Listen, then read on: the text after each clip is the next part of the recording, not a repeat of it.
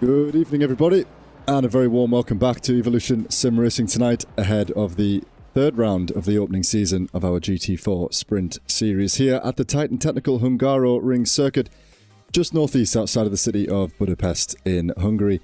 My name is Joseph Glass, and after a couple of months outside the commentary box, we're back to bring you all the action ahead of this evening's two races around this 4.3 kilometre circuit.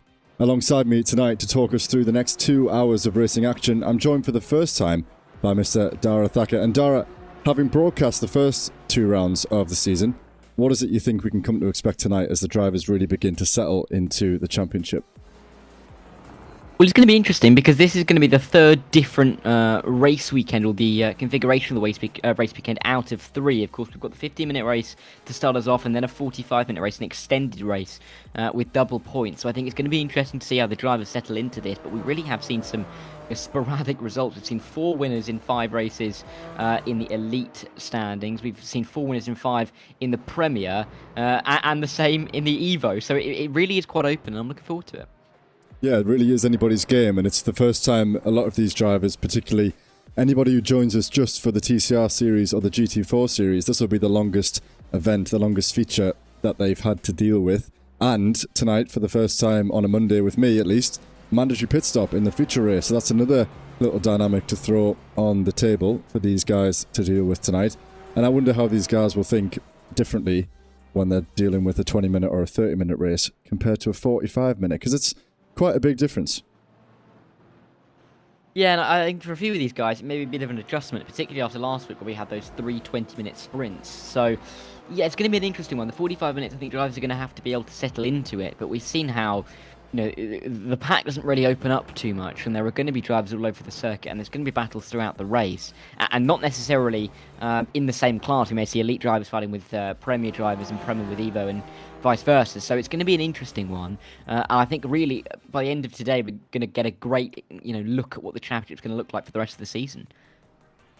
Completely agree with that one, mate. So, thankfully, we still have just under 5 minutes before we get underway with qualifying, which should give us enough time to cover all the formalities that we have to at the beginning of the broadcast. So, a few little technical bumps that we had to cover, which I think bodes well. I'm not seeing them cropping up again now, so fingers crossed that stays the way that it is right now. So let's firstly run through the standings that we have available to us. So first of all, the elite standings, and sorry Dara, I realise you won't be able to see these actually.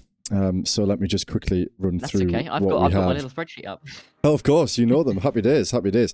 So, the elite standings first, we've got William Humphrey, who leads at the top for Dennett Racing, and he's had some great results to begin with. 2 wins in his opening round, and then another podium to settle himself down last week, and I believe he'll be with us again tonight. Yes, he is currently P3 in the standings, so right up there along with Jimmy Vyman and Justin Rem at the top of the sheet at the moment, within 1/10 of a second, so very tight at the top for those guys. Speaking of which, Justin Rem, he's next up, and he's in P2. A race win to his name, and a couple of podiums also for the Canadian driver. However, he's about 20-odd points or so off that top spot, so he'll definitely want to try and get ahead of Will in tonight's proceedings for sure.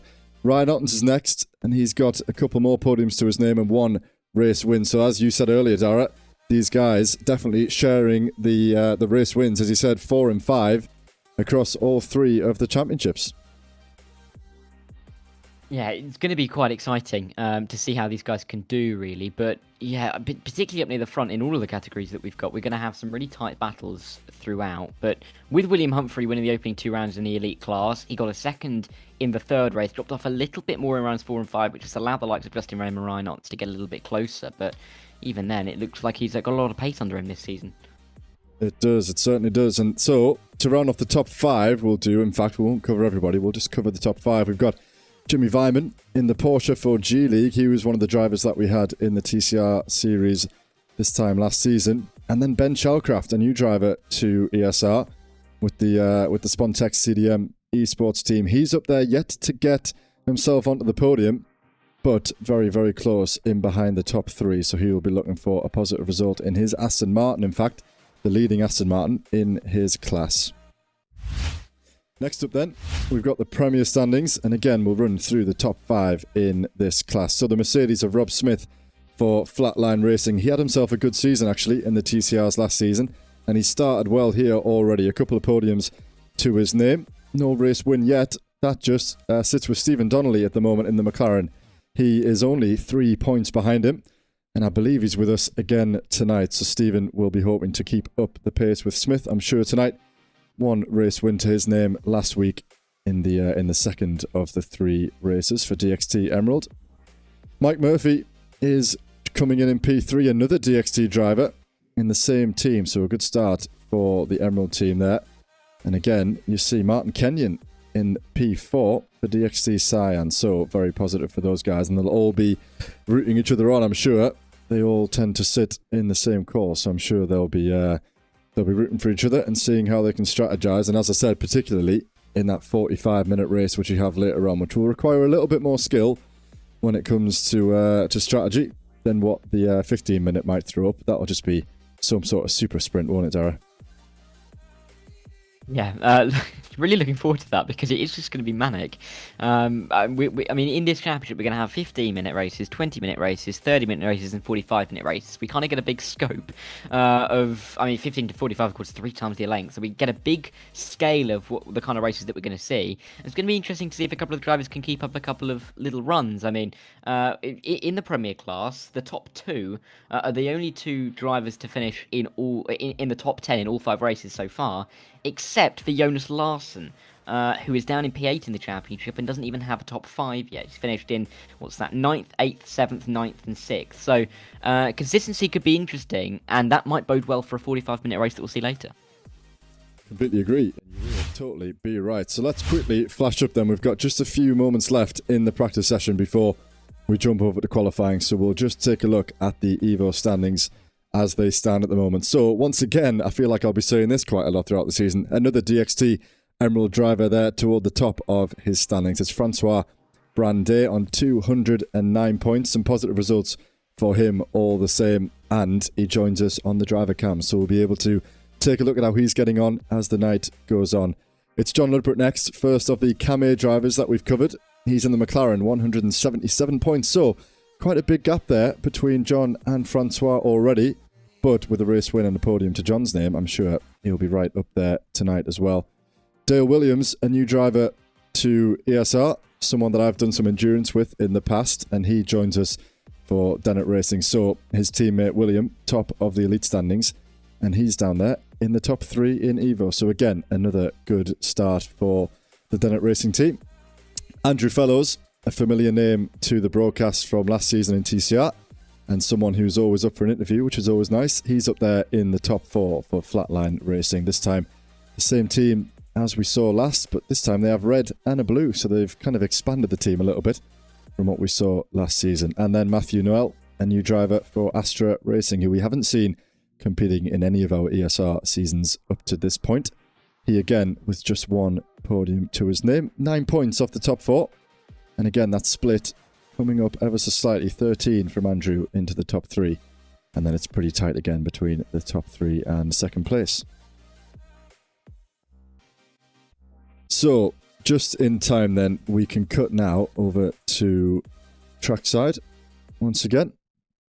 And we can catch the drivers as they head into the qualifying session for the first time. So we have just 12 minutes, slightly different to what we saw last season. 12 minutes and 3 laps are available to the drivers in this one. The first driver that we see, Mr. Hussein Sarakadazda, the 108 machine, a Turkish driver. He's making his way around the circuit, and we'll see as the times begin to come in who's going to set the early pace. Quite a short lap, Dara, I believe, around this technical circuit.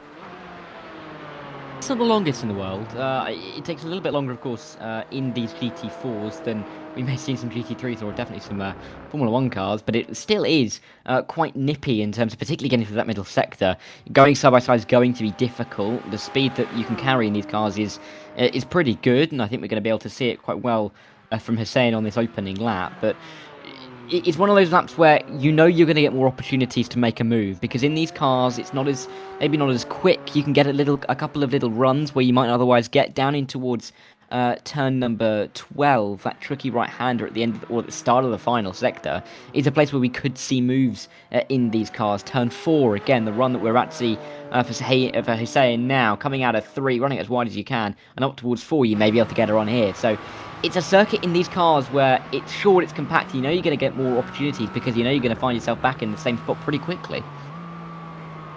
Yeah, completely right. And Huss now heading through a very nice corner. If you can hook it up nicely, really sets you up well for this final sector. Breaking down now to the 6-7 chicane, using a bit of curb on the entry and the exit, and now setting himself up for turn 8. Pick your braking as you head into that corner. Now turn 9. You want to use all the exit curb on the outside. And here we are now approaching kind of medium speed corner into 11. And now, as you were saying, Dara, as they enter the final sector, turn 12, another potential overtaking opportunity around the track. One of few, I would guess, from looking at the track map. I can probably only see 2 or 3 clear opportunities, but knowing some of these guys, they're not afraid to stick a wheel up the inside at pretty much any corner. Yeah, turn 1, turn 2, and turn 12, you'd say, are probably the 3 best overtaking opportunities. We see that generally happen in all forms of racing. You can still see 1 minute 52 for the current provisional pole time for Matthew. Well, that will, of course, get beaten. There you go, Pierre. Burezga's gone quicker, as William Humphrey. All of the times are going to be coming in very, very quickly. But I think there will be chances, particularly at that 6-7 chicane. Again, sticking a nose up the inside may work there. Down at turn 12, maybe into the final couple of corners as well, as they're a little bit slower in the mid-corner with some of these cars. It's going to be interesting, but I think the 15-minute race drivers are going to be able to feel their way out in where they can go, and in that 45-minute race, they're really going to be able to go for it, but they're going to have to then be thinking about, can they go for it? We've got to keep going for another 45 minutes, so it's going to be interesting. I love having these different formats because it challenges the drivers week after week. No, completely. And for the first time, I'm not sure if you said that, the reverse grid will not really be in effect this evening. So the qualifying order that we find here will obviously set the grid for the opening 15-minute sprint. And then the finishing order of that sprint will determine the grid for the feature race. So perhaps a little bit less frantic in terms of trying to get into the top 10 and the top 15, but still a lot of chance to make up positions, particularly in the early stages of the race in that 15-minute sprint, which will absolutely fly by, no doubt. So William Humphrey toward the top of the timing sheets. Initially, for a moment, he was about 6 tenths clear of his nearest rival. However, Mike Murphy at the top of the Premier class, just within 2.5 tenths. So Will still at the top with a bit of a gap for others to cover. Luke Lucchese and Tristan Robriger close in behind him, just 2 or 3 tenths off the pace. And then we find Jimmy Vyman next up to the elite drivers, putting in the pace, and 4 Porsches there following in the Mercedes, rounding off the top 5 as it stands. It's nice to kind of get a little bit of a differential in terms of the cars, but it does seem like the Porsche's working well at the moment, doesn't it, with those guys near the front? Ben Shalcroft putting himself up there, another Porsche inside the top 6. William Humphrey kind of bucking the trend in that Mercedes car. Any improvements coming in from some drivers? A couple there from Hussein Zarakadesla and Matt Hoyland. Matt Hoyland, a driver who definitely needs a good result tonight. Jean-Francois Chiquet, another one of those. He's gone off into P9, now P10. He won the opening 2 rounds in the Premier class, but had a horrible evening in Atlanta. Only got 30 points in 3 races when he got 100 at Suzuka. In the meantime, Jimmy Vyman has come along and he's taken that top spot at the top of the timing sheet, and Justin Rem has also dropped Humphrey down into the second row of the grid. The time of a 1:50.6, and again 2.5 tenths away from Justin is Vyman at the moment, so quite a big margin for these guys to make up. And some of these guys will already be nearly onto their final laps, I think. I'm seeing some of the guys about to cross the line to have completed their 3rd lap, and it will be white flag for those guys as they come to finish their session. So they're running out of time if they want to make changes at the top. Mike Murphy still the lone Premier driver, and amongst the elites we've got Ottens, Chalcraft and Denobriger in behind him. So those guys will definitely want to get themselves ahead, not to have to worry about a Premier driver when they're trying to frantically get ahead during the quick sprint race that we are about to follow. Yeah, this qualifying session is going to be over before some of these drivers know it. I mean, a couple of the tracks that we may go to later on in the season are going to have qualifying sessions that feel a little bit longer, but this one, with only 3 laps counting, means that it's short and sweet. And if you're one of the drivers who've maybe struggled in the opening couple of laps, far too short for you to feel like you can really dial it in once again on possibly a final lap. Josh Ostic has been able to dial it in. Ostic, I should say, to go up into P13 overall, but you're looking at the class battles, aren't you, with the gold, the silver, and then the bronze at the moment, led by Francois Brandet in the Evo class, doing a good job. Interesting, though, to see how much of a mix there is between the Elite and the Premier at the moment, isn't there? Yeah, you're totally right. And just as you said that, I was thinking, let's shine some light on those guys in the Evo division. So we have Francois now coming around the final few corners, just exiting turn 13 and now through 14. Let's watch him as he heads around the final corner, cuts the beam, and will he extend that gap to Luis Nevaeh? Currently only 3/100ths of a second. So Francois will come across the line and he will... Oh, he's on the grass there momentarily. I'm not sure if that will be an off-track. He has improved, and that is his fastest lap, but that is his session over to 1:52.1. Nevaeh has dropped down ever so slightly, and he is done as well. We've got Ashley Brooks still heading around. He's just exiting the first sector now. And at the moment, look at that, he's only 4/1000ths away from the Premier driver of Dennis Collar. Let's just take a look at the standings by class so we can get a better idea about how much he has to make up. So he's got just under half a tenth away from John Ludbrook for the second row of the grid. And there aren't that many drivers still going. Collar, we have Brooks, and I think that might actually be it. Collar and Brooks, and Tristan Optenkelder down there toward the bottom. He's yet to set the lap time, actually, as Tristan. So, in fact, there he is. He's back in the pit lane now. So his night has ended without a successful lap time. And we only have 3 drivers left on the circuit. Yeah, and for Tristan, at the back there, Optenkelder, he hasn't been in either of the opening 2 rounds. So this is his first round of the season, so not going too well to kick-start his efforts. Oh, that could be an off-track. In fact, it looks like it is there for Ashley Brooks, number 19 driver. And he'll go back to pit road, and I think that's probably his session done. I would tend to agree with you, mate. We've still got a couple of drivers on the track at the moment. We've got Mr. Rob Mackay, who, again, I don't think he's going to set another lap time, is he? Let's take a look and see how he does. No, he's stopped out there. Are we going to catch him again, as we did last week, doing a couple of practice starts? Yes, we are. Maybe not the best place to do it on a corner, but, you know, in fact, some of these guys will be around the corner, won't they, when we come to start the race? Yeah, not as bad as it was at Road America, Road Atlanta last week, I should say. Different circuits, definitely not the same. Where we had drivers pretty much going over the top of the hill out of turn 10. It's not going to be quite as bad as that. But I don't think we're going to be able to fit, like 45 odd cars down the main straight. We'll see how much we can do, but it will create a bit of a dynamic towards the back of the field, though, won't it? Because if they have to accelerate off the final corner, maybe through it a little bit, that might really stunt their chances at trying to make positions down at turn 1. Completely. And a brief apology to Mr. Francois Brandet there. I've just done a quick refresh of the liveries. He let me know that there was just one slight mistake there. So fingers crossed that refresh has brought up everything that people expect to see. And only this man left on track. Maybe just getting a few extra laps in. Currently in P8 in class in the Evo division. And he is also stopping with just 47 seconds left on the clock before we get underway and we can run through the qualifying order. But we can see at the moment it's Jimmy Vyman who has taken the top spot in the elite class. He will start on the front row of the grid alongside Justin Rem.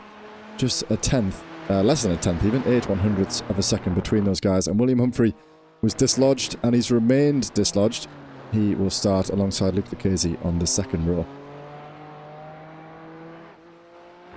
It's worth noting as well, I mean, some of the gaps, particularly in the elite class. I mean, look at between Luke Lucchese and Christian Denobrook, the 2 teammates, with Ryan Ottens between them. The 3 drivers split by a quarter of a tenth of a second.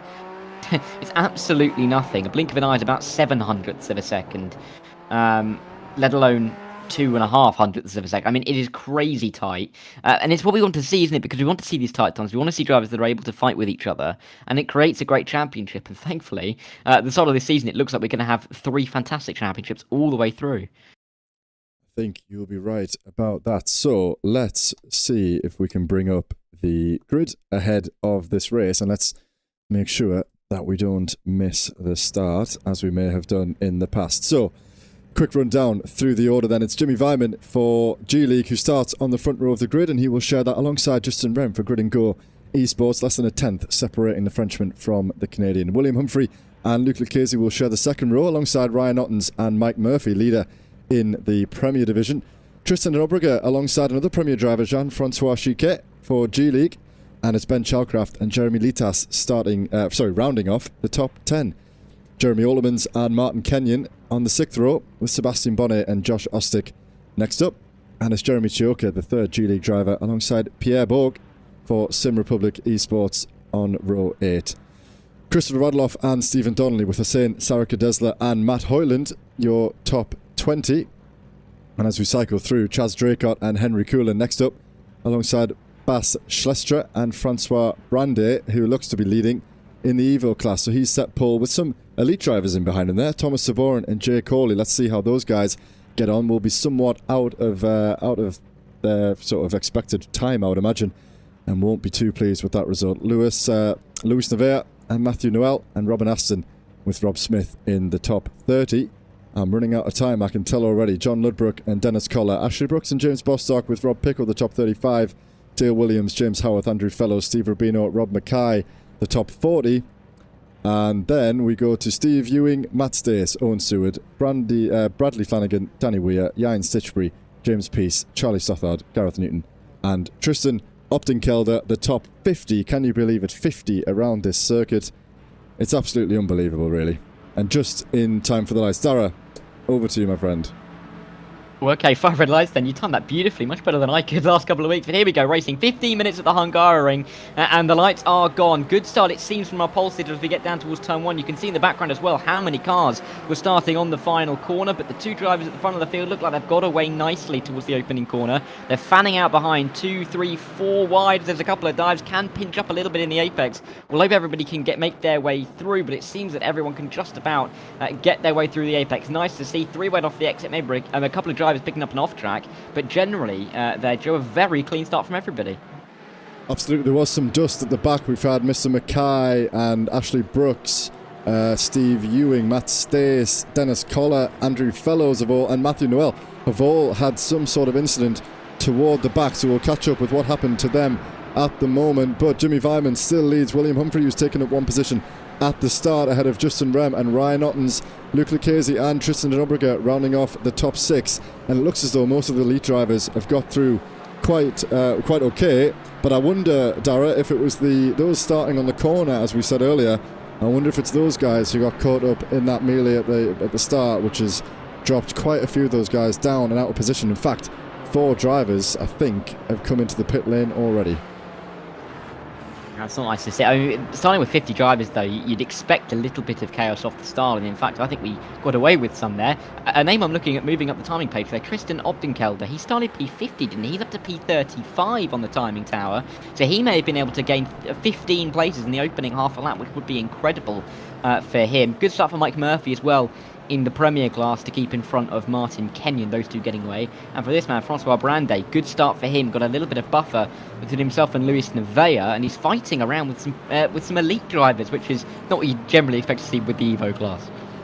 Completely, and we now ride on with Francois Brandet. Currently finds himself in P19, but still leading in that Evo class, and he's got his teammate of Matt Hoyland in the elite division right behind him, so it'll be oh, never mind, no he doesn't, that's Hoyland round. And that's very unfortunate for Matt, who needed a good result. As we said toward the start, a little bit of a buffer there as they all head down the pit lane. And Matt is going to have to painfully sit there as all these... Oh, I'm not quite sure what's going on here. As all those guys go past him. And is Matt going to just reset to the pit lane, or is he going to stay put? I'm not sure. There he is now, just getting going once again. So, that is all the action in the opening lap. And now we catch up with the guys at the front. I'm going to go back at some point when we get a break to see exactly what happened to Optenkelder at the start, which afforded him 15 places in the opening lap. We'll try and catch that from his perspective at the start of the race. But we'll let things settle a little bit first. 3 minutes past already, 12 to go. And we still see these top 3, 4, 5 drivers separated by no more than a second. Anything could happen. As we just saw there, Hoyland was right in behind his teammate, and now he's dead last. So the same thing could happen with any of these guys. And Humphreys now potentially looking to slip up the inside of turn 8, but he's thought better of it. But he's putting Jimmy Vyman under an immense amount of pressure here in this opening stage. And the gutting thing really for Matt Hoyland is, of course, that he will have to, suffer the consequences from that spin by starting right near the back in race 2. So it's not going to get much easier for him for the rest of the evening. But all he can do now is try and come back from where he is. This is William Humphrey. I mean, this is a bold move. He's looking down the inside. We said we might see a couple of moves down the final couple of corners, but I didn't think he'd really go for it there. It's worked out for him, though. Jimmy Vyman having to concede, and all of a sudden, Justin Rain looking to try and come around the outside as they come through the final corner. But that is a very opportunistic move from William Humphrey, but a brilliant one at that. Jim, very optimistic, and Justin nearly followed him through there. He took the space which was vacated on the inside line as Williams stepped on through. Nearly squeezed himself up the inside of Vyman, but he covered him off nicely, and up the inside goes Justin Rem, is that? Yes, so Justin Rem now up into P2, so that's Jimmy Vyman down 2 places in half a lap less, really.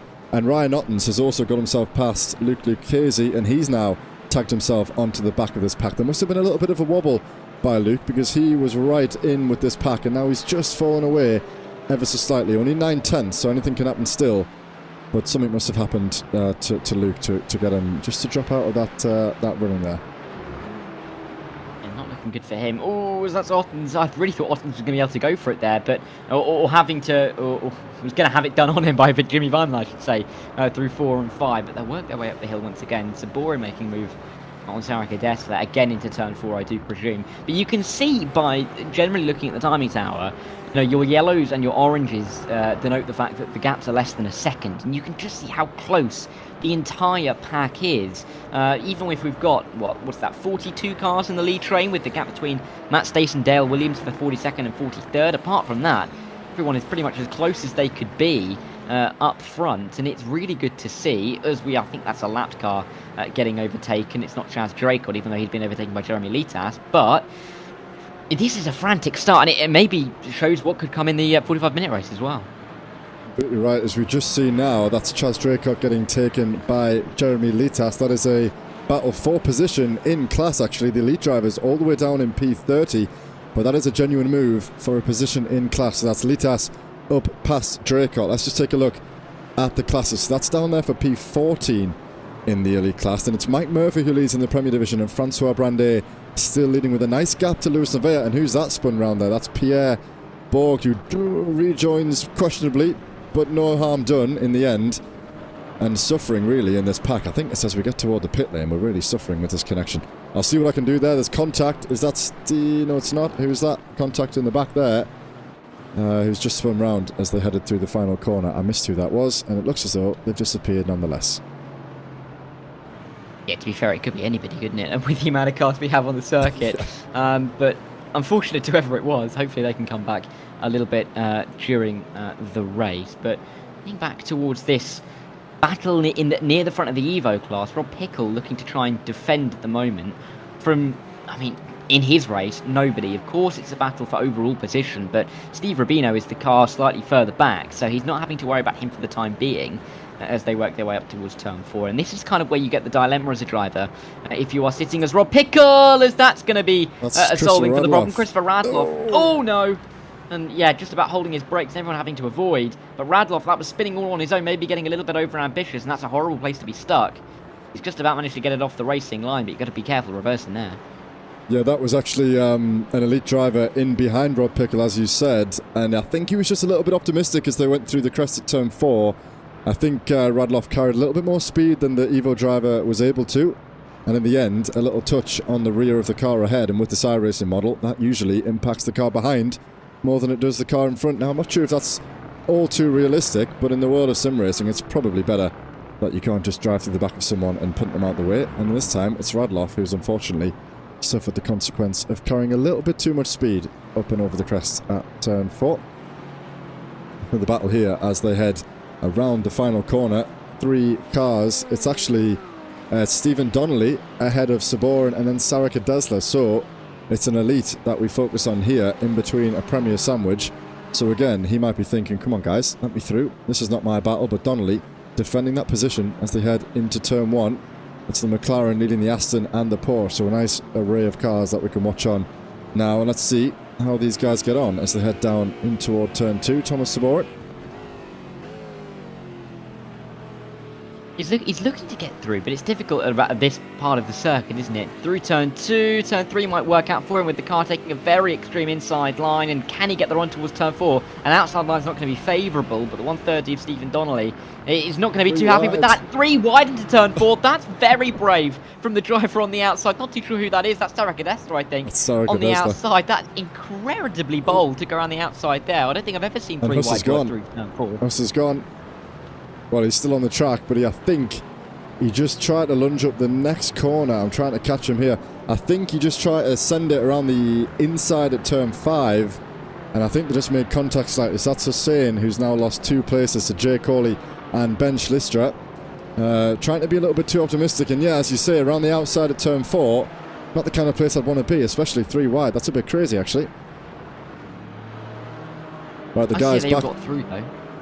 The guy's back toward the front of the grid. It's Ryan Ottens, who was under a little bit of pressure from Jimmy Vyman. So he's got through, actually, and now he's up into the top 3. But it's not over yet. He's got him right in the gearbox. And let's just ride on with Jimmy as these guys head now down the main pit straight for what is the 5th time they cross the line. And we've only got 5 minutes to go. So it's only going to be another couple of more laps, maybe 2 or 3 more laps at that, before we already have the first race all said and done. Now, something that I do want to do, because I've never seen somebody take up so many positions in one go. Now, unfortunately, I've lost it, so I'll come back to that in a moment when I find it. But here we have a little move, maybe no, slightly deep there by Ottens, but not enough to allow Vyman up the inside. Yeah, and I've just noticed on the timing tower as well, Rob Hickle set the fastest lap in the Evo last time round, and it was Justin Rame who set the fastest lap time in the elite class. So last time round I'd written down actually Humphrey and Brande had the fastest lap. You can see them come up as purple, but it seems that they haven't been able to build on that gap last time around. So we could be seeing another battle for the lead in the elite and maybe in the Evo as well. But that's definitely something to watch out for as we watch the battle for the podium. If you're Luke Lucchese in this as well, currently sitting in P5, not necessarily had the start of the season that you maybe would have wanted. Only 2 top 5s in the opening 5 races. This is a great chance to pick up a podium, wouldn't you say? Because you've got Jimmy and Ryan fighting out hard. They fought very hard last week as well. If there's any kind of coming together, he can try and walk through and maybe bring his teammate with him as well. Yeah, well, Luke Lucchese's best lap time is a 51.2. The cars ahead, 51.7, 50 and a 55 actually. So Luke doesn't quite have the pace of the guys in front. I was going to say over the long run, over 45 minutes, I'd back the likes of Lucchese and Dennebrega to be the guys to have the consistent pace. Maybe they just haven't been able to get themselves involved in such a melee at the start, such a quick, short sprint race. But let's see.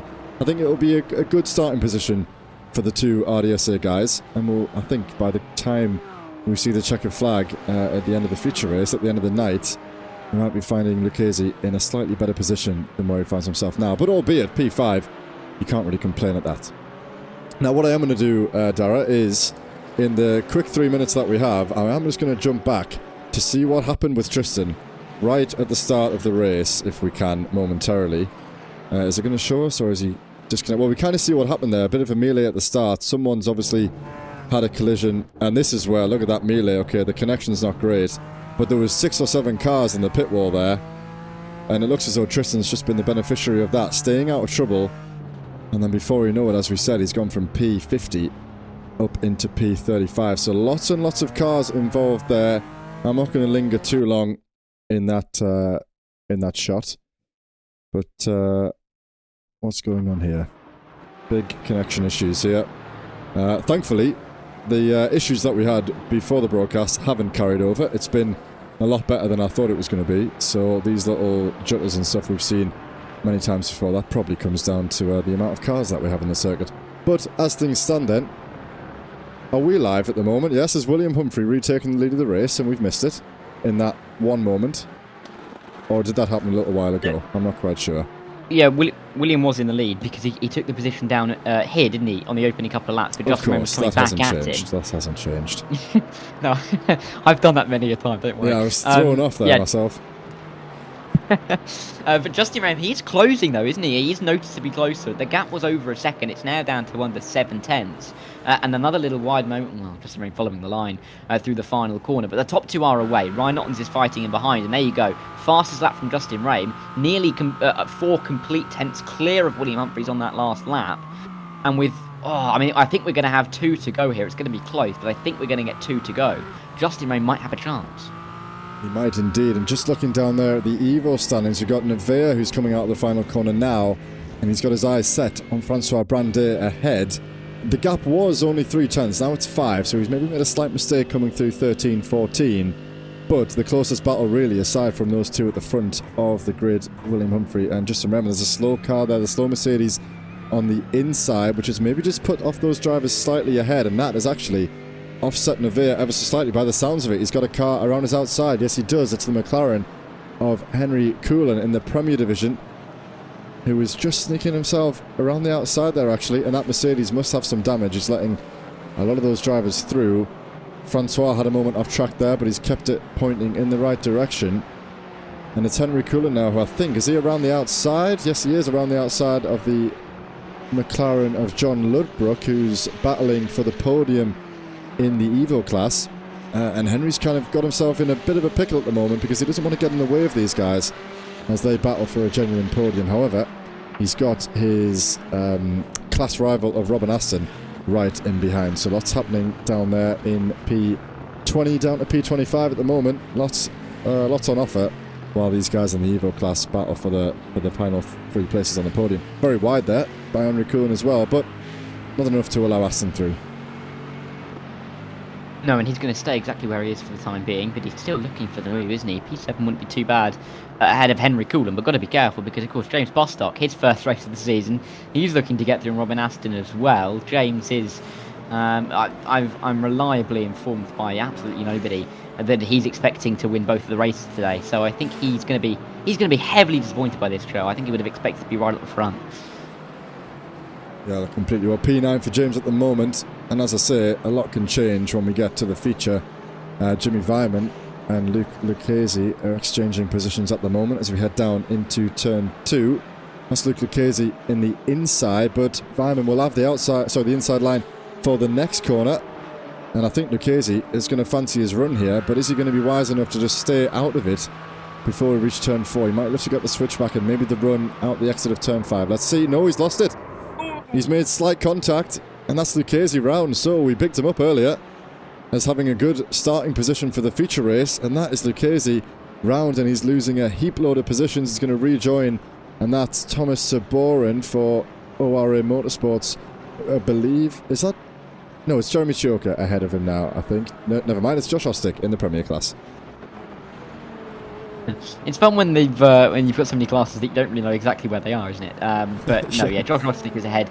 It could be worse though for Luke Lucchese there. It looked like it could have been worse, especially as we've already seen a bit of an incident down there during the race. But he's not going to be happy at all. You could see him though, getting into the back, just tapping the rear of Jimmy Vyman through the corner, and that's what unsettled the car. That's what put him into the spin. But he's going to have to recover in race 2. Absolutely, and that gap is. He's got a comfortable gap behind, but like I say, he's run out of time because William Humphrey is about to cross the line, and I believe that's going to be it. So William Humphrey comes across to win the super sprint, I'll call it, the 15-minute sprint race, and he sets a purple lap time just to rub salt into the wounds of everybody else behind him. A 150.8 for William Humphrey, and that's Justin Rem and Ryan Otten's the top 3 in the elite class. Mike Murphy has come across the line, also quite high up the grid, to take home the Premier win. Remember, normal points on offer, so 50 points for the race winners. However, double points on offer for the feature race upcoming. So that is where the bulk of the points will be brought in for these guys tonight. Martin Kenyon finishing in P2, and Josh Ostick, after getting around and avoiding Lucchese just there on the final lap, rounds off the podium for the Premier Division. And Francois Brandet has converted yet another race win down there in the Evo class. 2.6 seconds down to Luis Nevea, which he must have had an incident there, Luis, because he was only half a second behind him as we commenced on the final lap. And it was he, Nevea and Ludbrook, the top 3 in the Evo class. Yeah, I mean, crazy all round, wasn't it? Those 15 minutes. But good to see a couple of drivers coming back to form a touch. Mike Murphy doing a great job in that Premier class. This is really going to put him towards the front, if not at the front of the Premier standing. Stephen Donnelly and Rob Smith were the only drivers in front of him. And you can see Stephen Donnelly only 6th. Rob Smith only down in 10th for the championship leader. I think Mike Murphy, coming out of this race, is going to go into the longer race as a provisional championship leader. Absolutely. So there is a quick rundown of the starting positions for the second race. We'll run through the race results. However, I'm worried that we won't have a chance to go through the full grid. So perhaps we can just cover maybe the top 10 or the top 20 when we get it, once we grid up for the second race. But we should soon have the order, which we now do. So let's go ahead and bring that up. And first, we'll run through the finishing positions in the elite class. So William Humphrey crosses the line first. It's the 298 machine for Dennett Racing, with just a 4/10th gap down to Justin Rem in P2, the 297 Canadian driver. Ryan Otten's rounded off the podium for Alpha One Esports with Jimmy Vyman and Tristan Denobriger at the top 5. Ben Chalcraft and Jeremy Orleman's the top 7, with Sebastian Bonnet, Jeremy Chioka and Luke Lucchese in the top 10 after his spin on the final lap coming through turn 4. Thomas Saborin and Jay Corley the top 12, with Jeremy Litas and Jan Stitchfree the top 14. Matt Hoyland with an unfortunate mistake at the start sees him finish down there in P15 in the elite class for DXT Magenta. Charles Draycott and Christopher Radloff in P16 and P17, with James Peace for 4X Racing down there in P18. And I'll let you take it away for the Premier results, Dara. Thank you. Well, it's Mike Murphy who won the race, only 5 seconds or so ahead of Martin Kenny, relatively close between those guys. Josh Ostick, Bas Schliestra, the driver who recovered so well after a poor qualifying at Road America, was 4th. Hussein Sarakadasla, the Turkish driver, was 5th ahead of Stephen Donnelly, who of course comes into this P2 in the championship. Then we look down to Henry Coolan, James Bostock, Robin Aston, Rob Smith, the top 10. Pierre Burezk, Matt Stace, Dennis Köhler, Bradley Flanagan were the only other drivers on the lead lap. You had Jean-Francois Chiquet a lap down, and Rob Mackay, I think, 7 laps down, and I don't think he's going to be picking up those points at all. Yes, potentially not. We missed what happened to Rob. I think he was probably one of the guys who got caught up at the start, one of many. I'm sure we'll see that in the stewards' room later in the week. But for the time being, then, we finalise with the Evo standings in the opening race here tonight. So, once again, Francois Brandet comes across as the winner in the Evo class with a 3-second gap, actually, in the end. So, a real issue for Luis toward the end there. He finishes in P2, the number 17 British driver, with John Ludbrook rounding off the podium for Cam 8 GP2 McLaren. A bit of a bigger gap down to Charlie Stothard, making his, I think it's his second race for ESR for Dennett Racing tonight, so a good result for him, finding some form after a tricky debut this time last week. Rob Pickle rounding off the top 5, with Owen Seward and Gareth Newton the top 7. Steve Rubino, Dale Williams and Danny Weir for DXT Cyan the top 10. And it's Tristan Upton-Kelder, James Howarth, Steve Ewing, Ashley Brooks and Andrew Fellows the top 15. And Matthew Noel in P16. Fellows and Noel unable to finish on the lead lap. So, all in all, a pretty frantic race start. And for somebody who hasn't operated SDK in a couple of months, there was a lot to look at. I'm sure now in a 45-minute event, we'll have a bit of a better chance to catch some replays and, experiment with the driver cams, which we haven't even talked about once yet. But crucially, over the next 45 minutes, Dara, we'll see these guys possibly thinking a little bit more carefully, with the idea in mind that this race is up to double the points. So the race lead in each class will take home 100 points, and 90 for P2 and 80 for P3. It's going to be a different thought process, I think, for the drivers. They're going to have to be on top of it immediately, and they're not going to be able to have the kind of almost the kind of I don't know how to put it, but necessarily they're going to have to be a little bit more careful with their lines, careful with how they create moves. They can't be as brash, they can't be as quick to try and come through the field, because they could make a mistake and that could really cost them, especially with the double points. So I think this longer race, the opening stages, we might see drivers being a little bit more conservative with how they drive the cars, but then I think towards the end, the last 20-15 minutes, we could see it start to get quite frantic, and drivers who want to gain a few more positions might try and force the issue a little bit more. Completely agree. Well, it'll be very interesting. As I said earlier, not many of these drivers, but some of these drivers won't have ever driven any longer than 20 minutes or half an hour in ESR. So that extra 15 minutes could throw up a few more mistakes and a few more, you know, when we think about tyre strategy and fuel, for example, taking apart, it'll be interesting to see how these guys manage the pit stops. Will some guys come in early to get it out the way with and running clean air toward the start of the race? Or will they run the fuel tank all the way to dry and then box at the last second to try and minimise the weight that they're going to carry around for the whole race distance? It'll be very interesting to see, and I'm sure, as we know, these guys probably won't have done much long running in the GT4s particularly. A lot in the GT3, but maybe not too much in the GT4s. Yeah, and it's maybe something that the drivers will have to think about. Another thing to think about is the fact that when we talked to the drivers last week after Road to Atlanta, we talked about whether they were looking forward to this race at the Hungaroring. A few of the guys said they'd never touched the track ever. So learning the track with this car that they maybe not be particularly used to, I think is not going to be particularly helpful and create more of a challenge for this 45-minute race. Absolutely. So there we have it then, the end of the warm-up. Just a few guys on the grid. I'll let you take this one, Darren, see how we get on, but just be conscious. Maybe we'll just take the first page and then we'll see how we are on the grid. Yeah, we'll see. But we powered through them last week. We'll see how far we can get through. William Humphrey, though, he's on pole.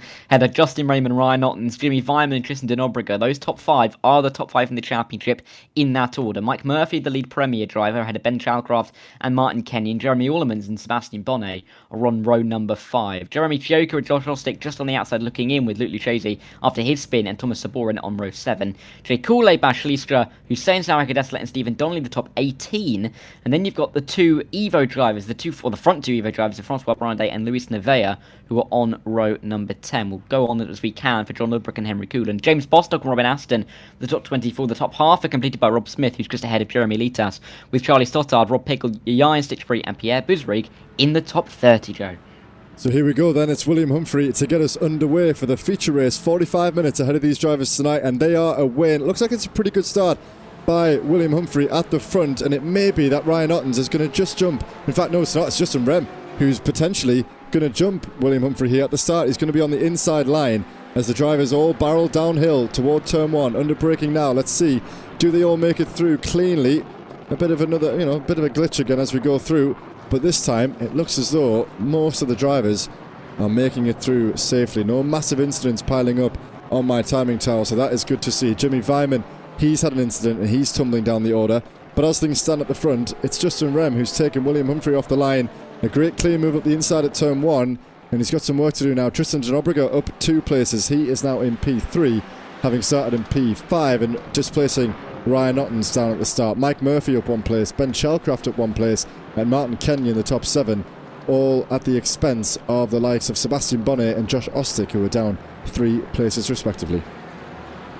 Yes, so not a good start for them, but it's a very good start, as you mentioned, from Tristan here to get up into P3. Exactly what he needed at the start of this race to try and keep pace with the likes of William Humphrey and Justin Rame, who looked so good in the opening race. Humphrey looking to apply pressure on Justin Rame to get back in front, maybe make a similar move to the one we saw in the opening stages of the night in the opening race. Looking at the bottom of the timing tower there, Andrew Fellows overtaking Pierre Buzereg, Matt Stace in there as well, so lots going on at the back of the field.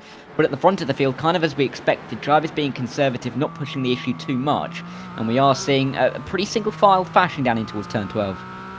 We are, and I'm just scanning up and down the timing sheet to see what battles we've got going down at the back of the grid. The closest driver at the moment is Dale Williams, and hopefully all of this stops in a moment. But we've got Dale Williams right close in behind, and Dennis Collar going side by side.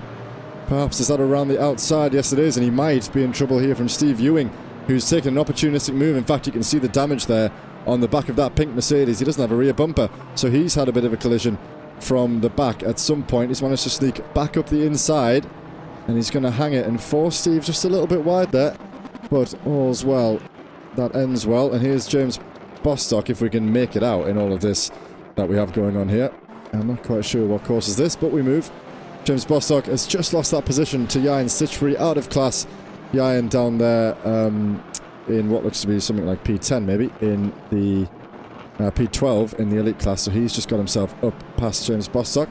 And we have 2 more guys ahead here. It's Stephen Donnelly and John Ludbrook, and John looks like he's got the run, as does Yayan actually, and Yayan is past John just as they head up into turn 4, and he lets that move go, and we've got the two Kame GP2 drivers battling side by side as Yayan and John get past Mr. Bostock.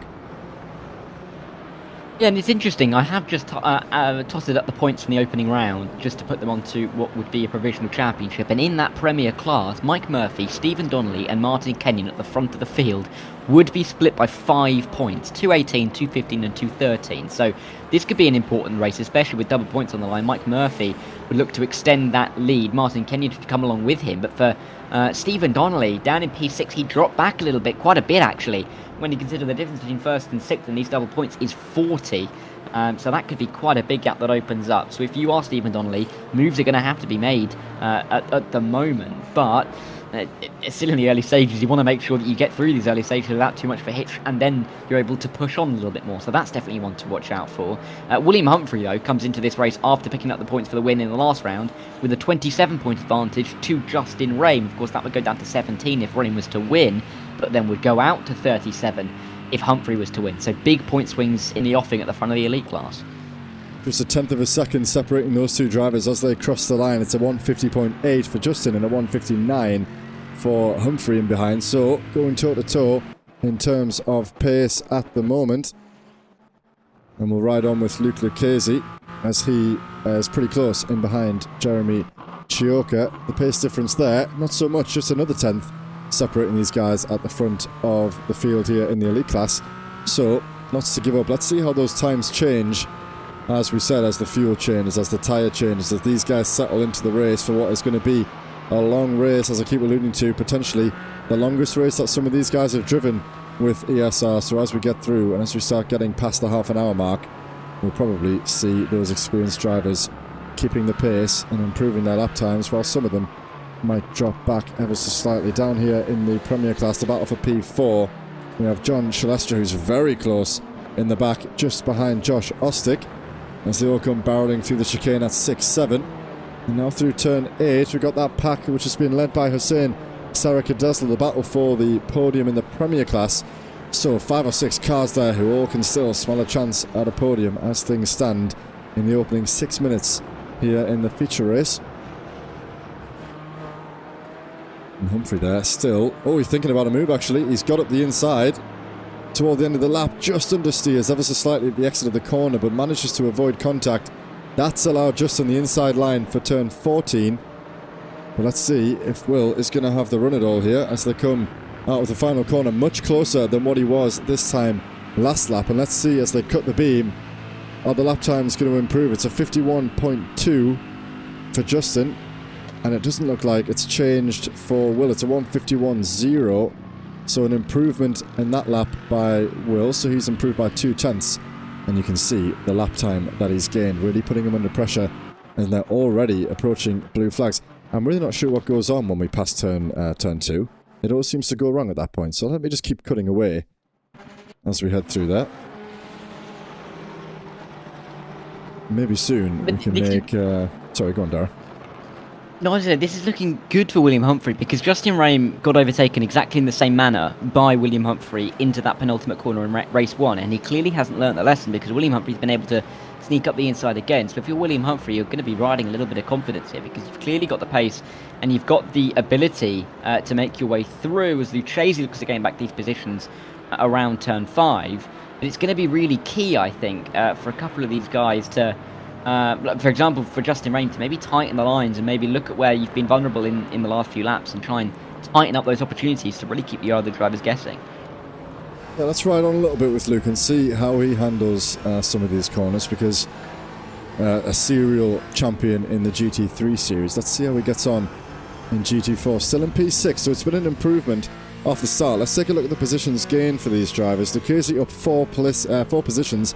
Nobody in the elite class has done better aside from James Peace, who's gained 5 places at the start, but he's down in P13. So relatively, Lucchese has had the best start from P10 in class up to P6.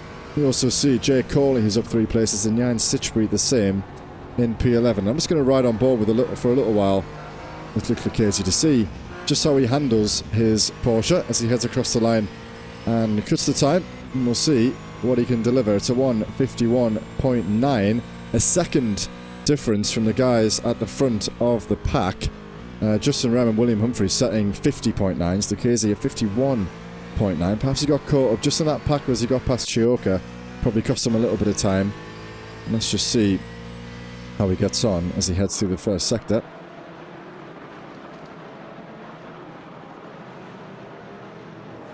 It is looking interesting, isn't it, through this opening sector, particularly for Luke, as he's trying to gain back those places, because he knows he needs to get on the ball pretty quickly, and carrying a lot of momentum with the opening sector can be difficult. Turn 2, you know, a key part of that. Turn 4 as well, where he made the mistake in race 1. It probably may not be his favourite corner at the moment, but he's looking to gain the time, and you can see him gaining the time on the cars in front. You can see it visibly as he runs his way through the lap, and he's gaining away from the drivers behind. So a lot of pace in that 2.24. He wants to get up towards his teammate Tristan, but he's not able to get there for the time being. He's currently behind Martin Kenyon and the number 100 McLaren car, P2 in the Premier class, and doing a very good job there as well. So I don't think Martin's going to be too keen to give up places, but he'll know that he's got a 6-second gap behind him in relative class battles.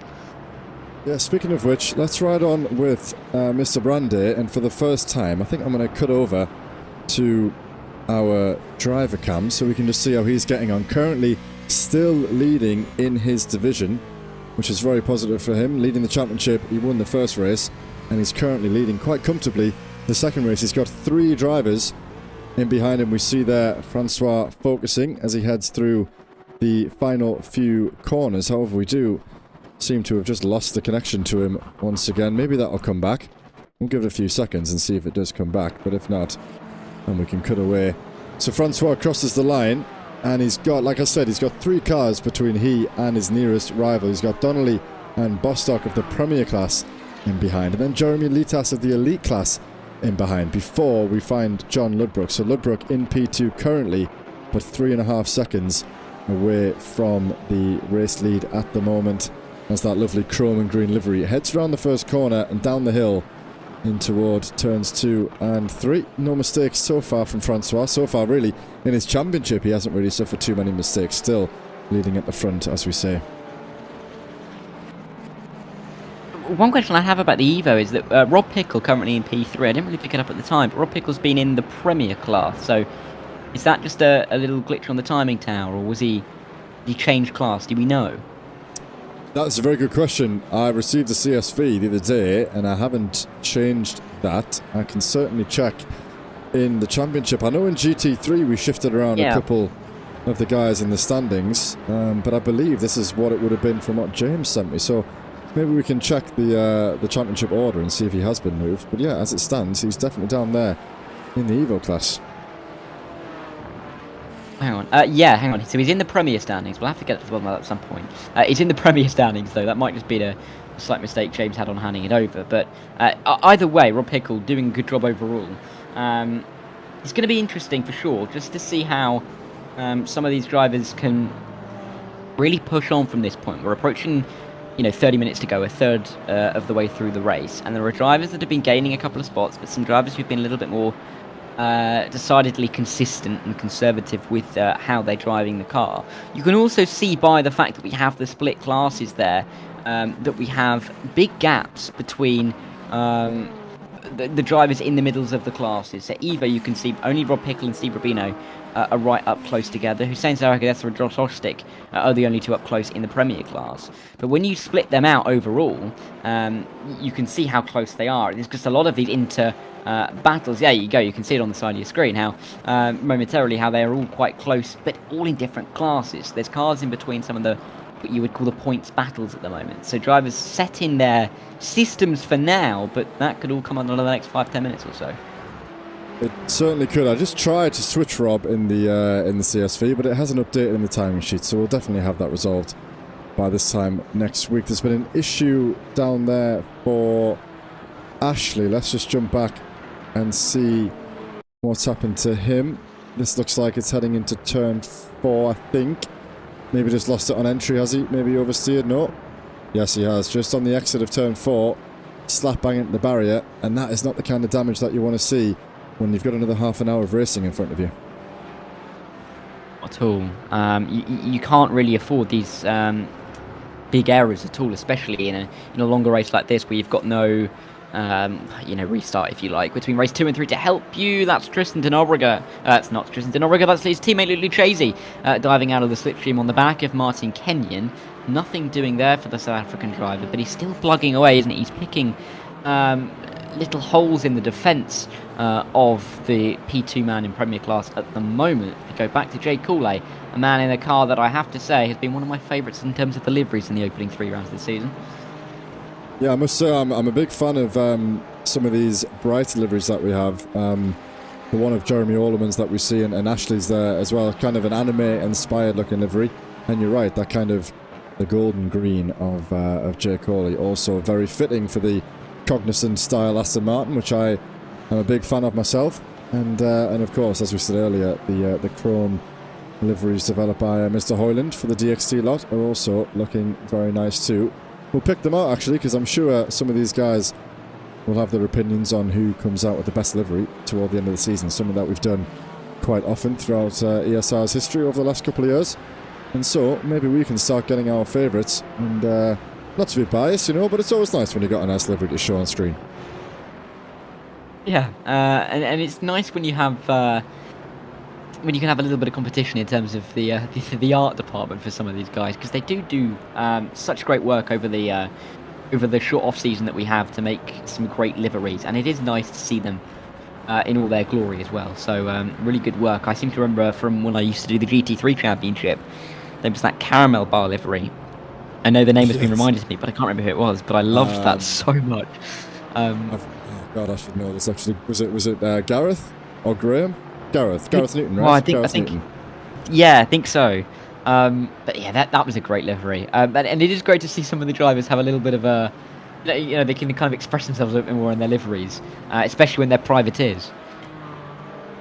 Completely agree with that. So we've got to, as we say, we're still chasing on with this battle between Jeremy. In fact, it's Jeremy Chioka leads Jeremy Orlemans and Jay Coley. So the battle of the J's there for P7, 8 and 9 in the elite class, and we can actually ride on with Jeremy, I believe. Maybe not. No, maybe not. And I've also noticed that we've lost the timing tower in the broadcast. So if you don't mind, Darrett, take it away. I'll ride on with the front, because these guys are getting ever so close to swapping positions at the front for the lead of the elite class. In the meantime, I'll try and get this timing tower back. I'll keep an eye on the broadcast, but we'll see how we work our way through this opening sector. Justin Rame has been defending. Of course, we've gone past the 15 minutes that we would have had in race 1, where he wasn't able to hold the lead ahead of William Humphrey, but he's doing it for the time being. A little bit of lap traffic in front's not going to help out by any stretch of the imagination, but they'll bump their way through 6 and 7. William Humphrey's been looking for that move. He's been ducking and diving. We saw him go for it really at turn 13, and we will run our way through this middle sector to the point where we're going to start to see a bit of a loss of time for our leads. Justin Rame getting through on the 1-2-3 car. Not too sure who that is, but I believe that would there be a Premier driver who is struggling at the moment as they work their way through. But they're going to come down in towards turn 12 now as they dip their noses in. Another couple of cars still to overtake. And when you get to this stage and you're lapping some of these cars, it can be very difficult to keep it nice and clean. But that's exactly what they're doing it now, or how they're doing it now.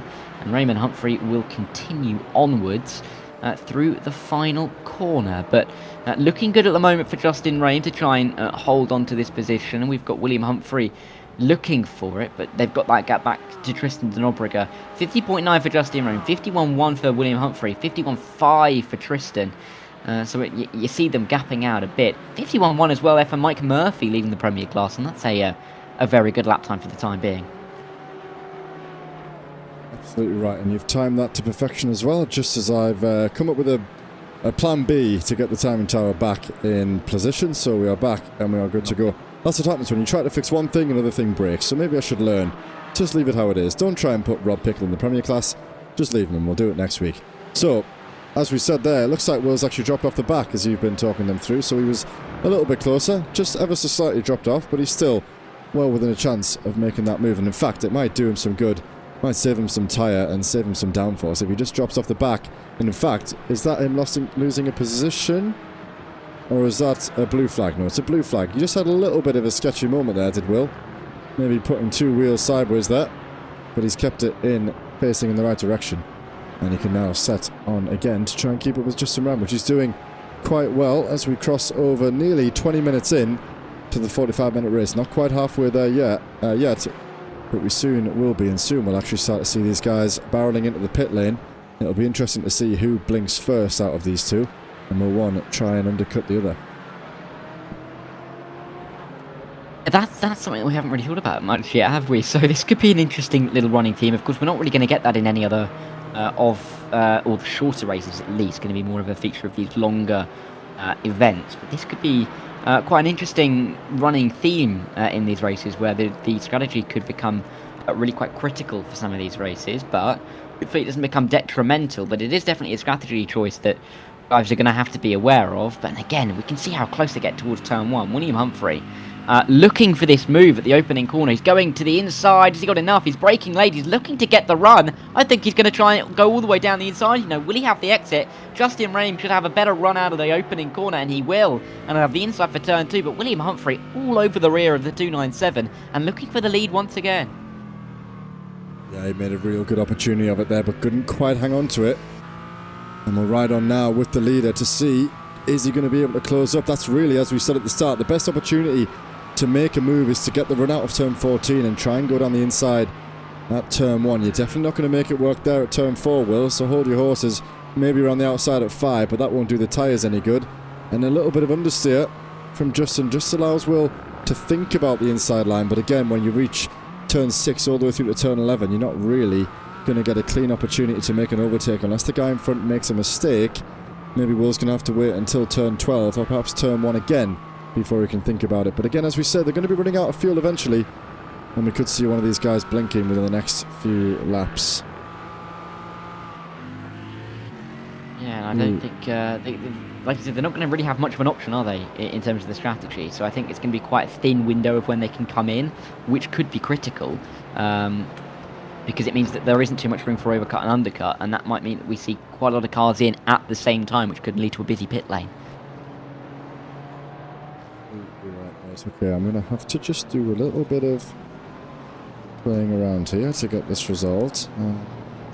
But yeah, no, you're totally right, busy pit lane, and yeah, it's the first time a lot of these guys in GT4, you know, last season we had no pit stops at all, you know, so a lot of these guys will have strategized in GT3 before, but it'll be the first time that they're having to consider this sort of thing in GT4, and I don't think, looking at the timing tower, in fact, a few guys have been in already. A lot of the guys toward the back, for instance, Jimmy Vyman, he's been in the pit lane, so he's dropped out of the order, but he's been in the pit lane. Who else have we got here in the elite class? Not too many, actually.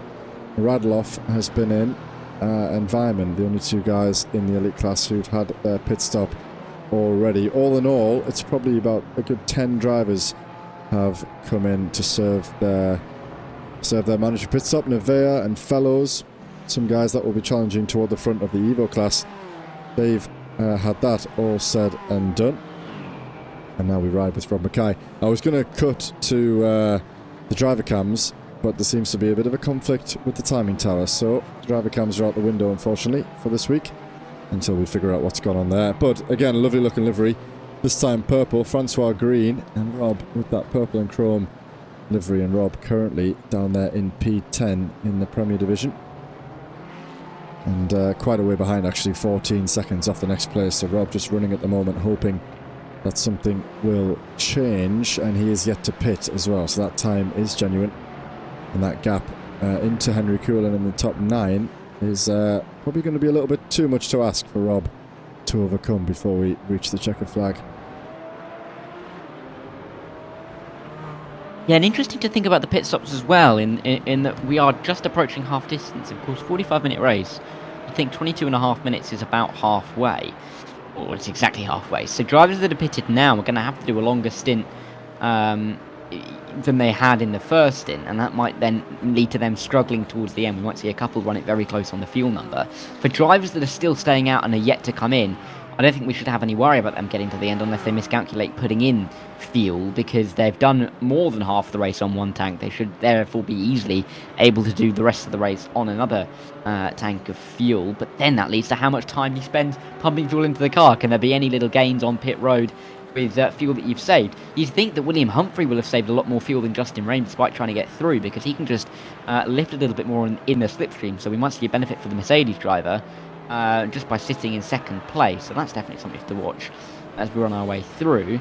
But finally for Luke Lucchese, he's caught up to someone in his class, hasn't he? 2 tenths behind Ben Chalcraft. This could be key for him to get through. Completely right. And just on the topic of the refueling that we find, I know Will Humphrey does a lot of his racing in the endurance series, and that is all. Oh, that's very close by Lucchese once again. We catch him just getting ever so close. That's to Ben Chalcraft ahead. This time though, he keeps the car in a straight line. Doesn't affect him too much, although he's dropped back by just over a second behind Ben Chalcraft now. Yeah, as I was saying about the refueling, Will kind of, hones his craft in these endurance series, and so when it comes to refueling and, getting the most out of that pit stop, not overfueling, getting the fuel precisely right, I'm sure it'll be something that he will be all over. Not to say that Justin won't be, but I think if we're going to see something like a 3/10 gap be overcome, it'll be somebody like William Humphrey who will make the most of that and just bring a little bit of extra fuel out of the tank. In fact, here we go. Here's the first one toward the front. Luke Lucchese into the pit lane. And as I say, it'll be interesting to see if Will can just reduce that fuel. If he's been able to save a little bit more, maybe that will be enough to get the move done in the pit lane. And Justin Remy could come out in the lead of the race. If Lucchese's in the pit lane now, and maybe he's got that little bit of damage off that contact, but I don't think that will be enough to stop him. Perhaps we'll soon start seeing a lot of the guys toward the front following suit, and all of a sudden these guys still ever so close to one another. Yeah, and they are just trailing right together. I mean, for William Humphrey, you're going to be getting frustrated, aren't you? I mean, you spent 25 minutes staring directly at the rear end of Justin Rain. There's not been more than half a second between them all race long. You're going to be starting to feel a little bit annoyed, to try and be looking for it at places where it's maybe not on. It could lead to a mistake. We've seen drivers get close just like that on the exits, particularly at turn 4, and it not work out for them. And looking for it down at turn 8, that's never going to work. And if anything, it's just inviting the possibility of maybe picking up an incident point or two, maybe making a mistake himself, maybe hitting Justin Rain around, and that's not going to help him in the steward's room either. So Liam Humphrey's going to have to make this cleanly, but you can just see from how he's driving now, he's getting that little bit frustrated, but he knows he can't make a mistake because Crittenden Obrick is only 3.5 seconds behind them. Yeah, it's a very good point. They've kind of been in their own little battle at the front, haven't they, for most of this race, but I mean, a 4-second gap is pretty significant, but as you say, these guys battling, as soon as they make a move, someone goes up the inside, they slow each other down a little bit, and Tristan Dobrick is the exact kind of driver who will be there for that opportunity. Maybe just biding his time at the moment, knows that he's still got 20 minutes to go, and as we see, the lap times coming in, these guys separated by less than half a tenth, and actually Tristan, half a second off of their pace at the moment, so perhaps he won't be gaining on them anytime soon, but these guys will not be separated at all for the remainder of this race. I have no doubt about that. Yeah, I mean, this is going to be a tight battle all the way to the end. Justin Rain, I think, is just trying to hang on. William Humphrey looks like he's got the pace. He's looked like he's had the pace really throughout the start of the season. Won the opening 2 races at Suzuka. Didn't quite deliver fully at Road Atlanta, but he still picked up a decent amount of points, getting the full collection of 50 in race 1. Looking to try and extend the lead, William Humphrey, but Justin Rain, he's had 1 win and 3 second places in the opening 6 rounds. He's been no slouch himself, and looking to close that gap up to William Humphrey himself. Ryan Ortons is dropping a little bit further back, Jimmy Vyman as well, despite them still having good races at the moment. But this is the battle. He's looked for it again. William Humphrey going for it in places that you wouldn't necessarily expect to move, and it's nearly working out, but not right now. Jimmy Vyman is the driver at the back of this. He's a lap down to the front too, but William Humphrey could let him through depending on how he tries to fight this battle, it seems.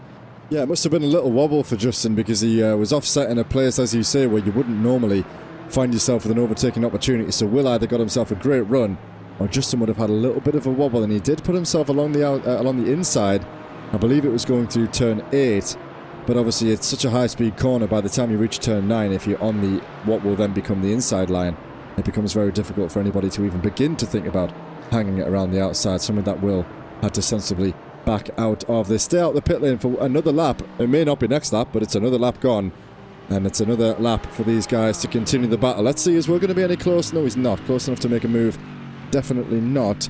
But the lap times again, wow, this time separated by only 7/1000ths of a second as the two cut the beam for the 15th time in this race, actually, and what will be the, I don't know, the 22nd time in the evening. So these two, as I said just a lap ago, will not be separated before we reach the checkered flag, unless one of them makes a big costly mistake. If they all keep it clean as they have so far, these guys will cross the line, I have no doubt, within half a second of one another. Let's look down, let's look down at someone maybe further down in the elite class, and I say further down, but Francois currently running actually in P14 overall, bringing up the main timing tower. You can see obviously that's slightly changed with the pit stops. We have probably half the field have already come into the pit lane, but Francois running cleanly still with those two cars, the two McLarens of Donnelly and Bostock, separating him from Ludbrook. And interestingly, although there's 1.5 seconds difference between Bostock and Ludbrook, you'd think if John can catch up to James, he might not put up too much of a fight when it comes to trying to catch up with Francois. We just saw those two cars coming through turn 4 as Francois entered turn 5. So that gives you a bit of an idea about how much of a gap he has to the cars behind, and Ludbrook not even in the frame at the moment. So sitting pretty is Francois at the moment. He's got 2 seconds behind and 2 seconds in front, more or less. So he's just got to keep it on the rails and pick his braking points, pick his turning points, and try not to make any mistakes for the next 15 minutes. Going well at the moment, not just for him, but also for the likes of James Bostock, not too far behind him, of course. And James did say that he had no expectations of himself. But he's still doing quite well. I think that's what, P6 in class right now? Yeah, it is indeed. And looking on Stephen Donnelly to make it P5. So going well for James for the time being. Good start to his season after being up here in the comments box for the opening couple of rounds. You can see him getting so close and towards that penultimate corner, not being able to do anything though, and will stay where he is. We are seeing a couple of other drivers, some bigger drivers coming into the pit lane now. Chioka Bonnet, Martin Kenyon in the Premier class coming in. These are going to be interesting stops, just to see where they can filter themselves out as well. But it's going to allow a lot of drivers through and maybe change up the order a bit, which means we may not be able to really see what the order really is, Joe, with pit stops still incoming before we get towards the closing couple of minutes. Yeah, and then it will all unfold. We see the Premier lead, the Evo leader, Francois Brandet, has come in for quite a quick stop there. Let's see, do I have that information in front of me? Yes, it was a 13.52 stationary stop, and he's exited the pit lane after 42.98 seconds. So let's keep our eyes on that. It's a 13.5 for Brandet. I'm seeing a lot of 14s, a lot of 15s for the drivers in behind. Steve Rubino an 11.9 stationary, and he has actually had the quickest stop of anybody. So quite a relatively quick stop by about a second or so to some of the drivers around Francois at the moment.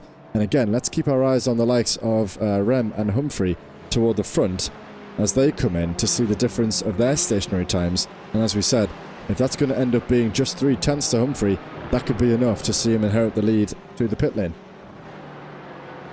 This could be close, you know. This is going to be something to really shake up the race, that's for sure. Ryan Ottens is coming to the pit lane as well, as you can just about see as well, at the top of the timing tower. There's 12,000 between the two lap times of Justin Raymond and William Humphrey. They are lapping pretty much identically as they now run down in towards turn 1.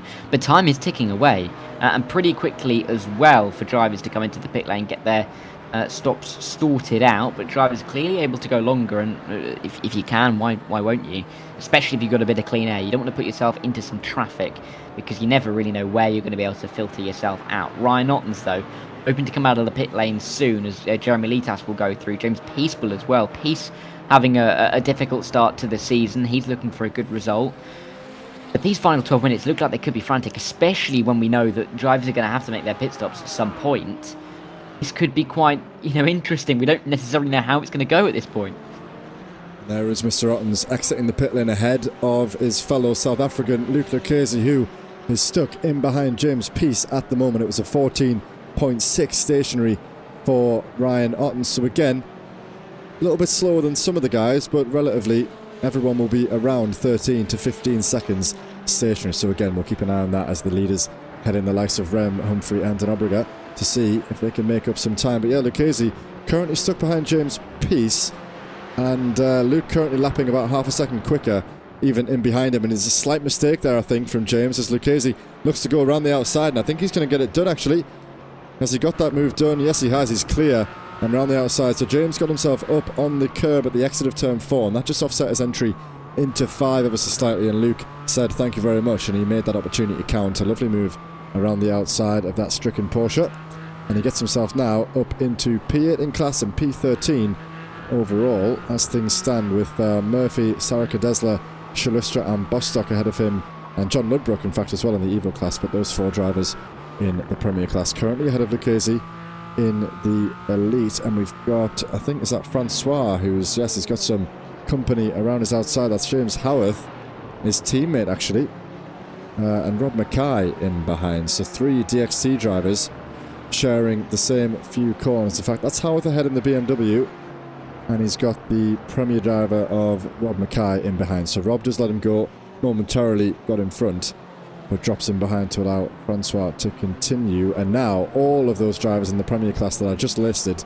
Murphy, Shalcraft, Sarika Desler, Bostock, all now in the pit lane, as is Ludbrook in the Evo and Litas in the Elite. So we'll soon start seeing the order taking a little bit more shape, but the guys at the front still nothing giving here. And Jan Stitchbury has inherited the lead momentarily, because the 2 drivers that we've been watching at the front, Justin and William, have both been into the pit lane, and what I predicted, it was actually has gone the complete other way. Justin Rem has netted 1.5 seconds on William Humphrey in the stationary time, and he's actually netted 5 seconds in the pit lane.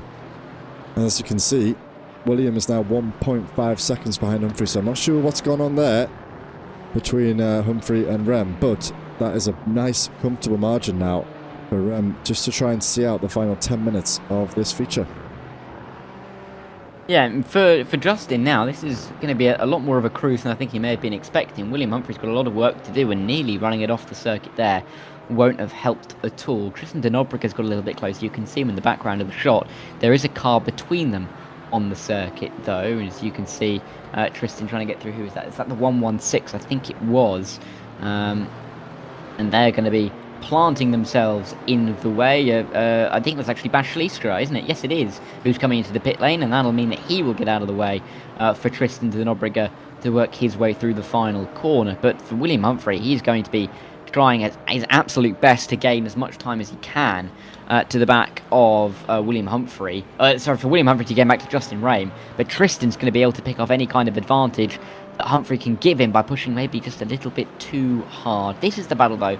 Premier class, it's not even a battle. This is Sarika Desler in the yellow car, fighting away to try and gain overall position, but he's looking pretty comfortable ahead of the likes of Josh Ostick for the moment. He is, yeah, and Huss has been into the pit lane, and all of the drivers around him have as well. Howarth and Mackay currently exiting the pit lane now, coming down pit road. We might see them rejoining the circuit in a moment. I think that was just Bostock, who we might have just caught in the bottom of the picture, and James Peace, the Elite driver, also in the pit lane now. Everybody has now served their stop, so by the start of the next lap we'll have a much better idea about how the final 7.5 minutes, by the time we get there, will shape up. And in fact, why am I seeing Ben Schlistra with a 0 margin? Oh no, it's updated now. 15.8 seconds to Mike Murphy ahead, so he is absolutely running away with it.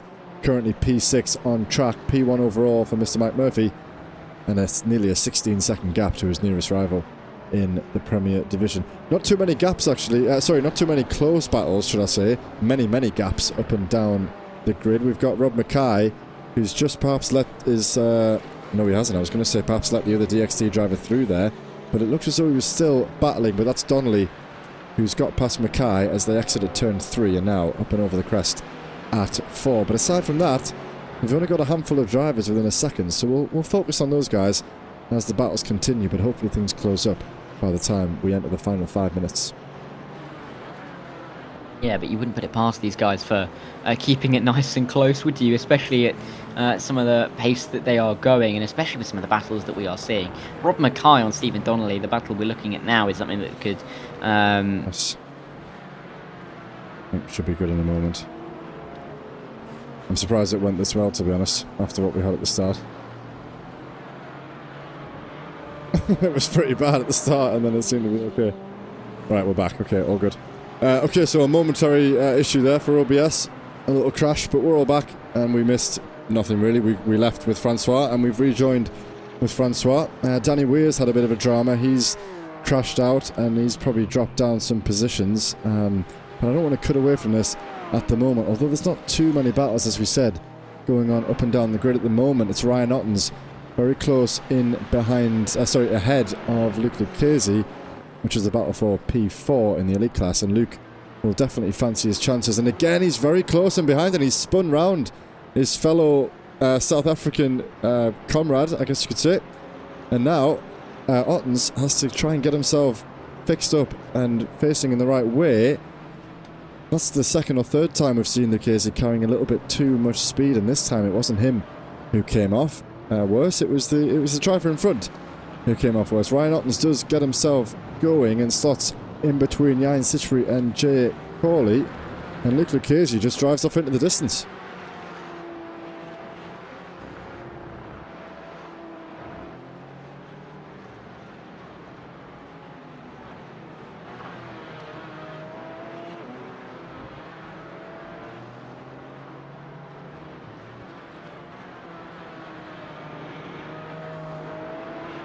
Not on the podium right now, but his second best result at the moment is a P5, so this would be his second best result of the season, despite having to come back from a little bit further back than he would want to be.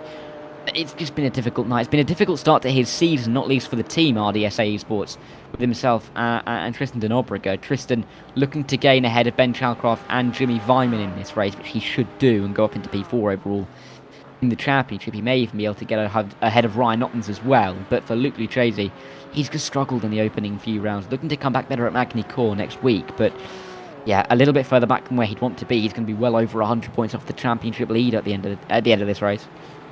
Yeah, and interestingly, actually, we've never seen Lucchese cross the line first outside of GT3s, something that I was keen for him to do last season, but he was never able to do it. So, yet to do it this season, and you know, not to heap the pressure on, but for a guy who's had so much success in GT3, you'd like to think it won't take him too long to find his feet and stand on the top step of the podium in GT4, but tonight hasn't been that night. As you say, still some consistent results enough, and P4 a good haul of points, but as you say, he'll be well around 100 points away from the championship lead with this kind of finish.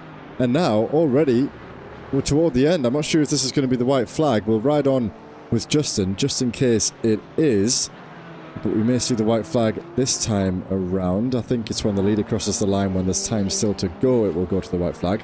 But we'll soon see. He's coming around turn 13 now, and it could be night over, or maybe we'll go round one last time. But a huge gap after the pit stops to William Humphrey, who, you know, they battled side by side throughout the entire session. Do we see the checkered? No, we don't see the checkered flag. We do have one more lap. So this is the white flag. We see him in the gantry there, waving the white flag. So Justin, for good measure, sets a 150.494, the fastest lap of anybody throughout the session tonight. The fuel coming down, but the tyres are still there. And Justin sets off for what will be a little bit of a parade lap, 4 seconds ahead of his nearest rival. And we're seeing Humphrey there coming through, heading down into turn 2. Yeah, and for Justin, he probably could have controlled that margin. It was close, wasn't it? He was nearly in a position where he could just slow down and let the clock tick to 0, but he wasn't going to have any of that. Confident in what he can do. William Humphrey, confident in trying to get the lapped car out of his way by flashing the lights, but it's not worked out towards turn 4. But he's too far back, isn't it? Unless something happens to Justin Rame, like he runs out of fuel or something like that, there's not going to be a change for position. That is Matthew Noel. in front of William Humphrey, and will likely finish there unless Humphrey can find a way through. Flashing lights again into turn 8, but Matthew Noel in no mood to get himself out of the way too quickly. May do it down through here, but you can tell that William Humphrey is keen to get through. Flashing the lights again. It's not going to make any difference though, because Justin Rame, he's been calm, hasn't he, throughout this race? He faced attack after attack, but he's been able to just maintain the advantage, and you know, he's going to take home here, Joe, a very deserved win. He absolutely is, and we'll catch him now as he heads through 13, and he will take the checkered flag, and he will come across the line with a margin which you probably didn't expect to have after he was seeing the Mercedes of Humphrey in his rear view for the majority of that race. But Justin Rem will be the one to win the first feature race of the season. 45 minutes is his race, and he comes across the line in P1. William Humphrey, who again deserves to be right up there, deserves to finish in P2, but 4 seconds away in P2. And then Tristan Denobreger crosses the line to round off the podium, and will catch Mr. Mike Murphy, who's got an absolutely gargantuan lead there, 20 seconds ahead of Ben Chalistra. So we've got plenty of time before we see the next Premier driver coming through. Who's that in behind? That's Ben Chalcraft, who's enjoying his finishing position there in P5. And let's find Bas. There he is. Bas Chalistra, who comes across the line now to take home the second place on the Premier Division podium. And Hussein Sarakadesla, a good podium for him as well. I'm not sure if Huss has got himself on the podium yet so far this season, but a good result for Huss. And of course, Mr. Francois Brandet does wrap up the brace tonight. 2 race wins in the Evo class for him. He extends the margin at the front. It's John Ludbrook, who I believe will inherit P2 if we correct the standings order in the Evo class, and Dale Williams, who again, you may correct me there, Dara, but I think that might be his first podium of the season, potentially, especially in the double points, which we haven't seen so far this season. So that's Brandet, Ludbrook and Williams on the podium in the Evo class. Yeah, Williams has had 2 wins actually at the start of the season, believe it or not. So he's done very, very well to kick off his year. But he hasn't had it in the last couple of rounds. So Dale Williams will be pleased to get back to a podium place, that's for sure. For Rob Pickle, of course, he will get back into that Evo class. He will finish just behind James Bostock overall. So that'll be 1, 2, 3, 4, 5, 6th for Rob Pickle. 5th for James Bostock. He'll be pleased about that. I think we've pretty much got everyone across the line. So many drivers getting to the end of the race. Tristan Obdenkelder, I think it was a couple of laps down, but he was P45, and so many cars finishing the race is exactly what we want to be seeing, Joe. It totally is, mate. And that was a successful race, and we can now have a run through the race results for the feature race tonight. So for the final time this evening, it's Justin Rem who crosses the line for Grid and Go Esports, beating William Humphrey. He had a great battle throughout the first portion of the race, but that came undone after the pit stop. So Justin Rem leads William Humphrey and Tristan Denobreger the top 3 in the Elite Division. Luke Lucchese and Ben Chalcraft the top 5, with Jeremy Chioka for G League, Jan Stitchbury for ORA Motorsports, and Ryan Ottens for Alpha One Esports after a spin, unfortunately, with Lucchese there in the final few laps, rounding off the top 8. Jay Corley and Sebastian Bonnet, the top 10, with Jeremy Litas and James Peace, the top 12. Jeremy Orlemans, Jimmy Vyman, Christopher Radloff, Thomas Saborin, Matt Hoyland and Chaz Draycott there. You can see Saborin, Hoyland and Draycott significantly down there, so those guys probably won't take home any of those points. Radloff then, the last of the finishers in the elite class, 1 lap off the lead lap.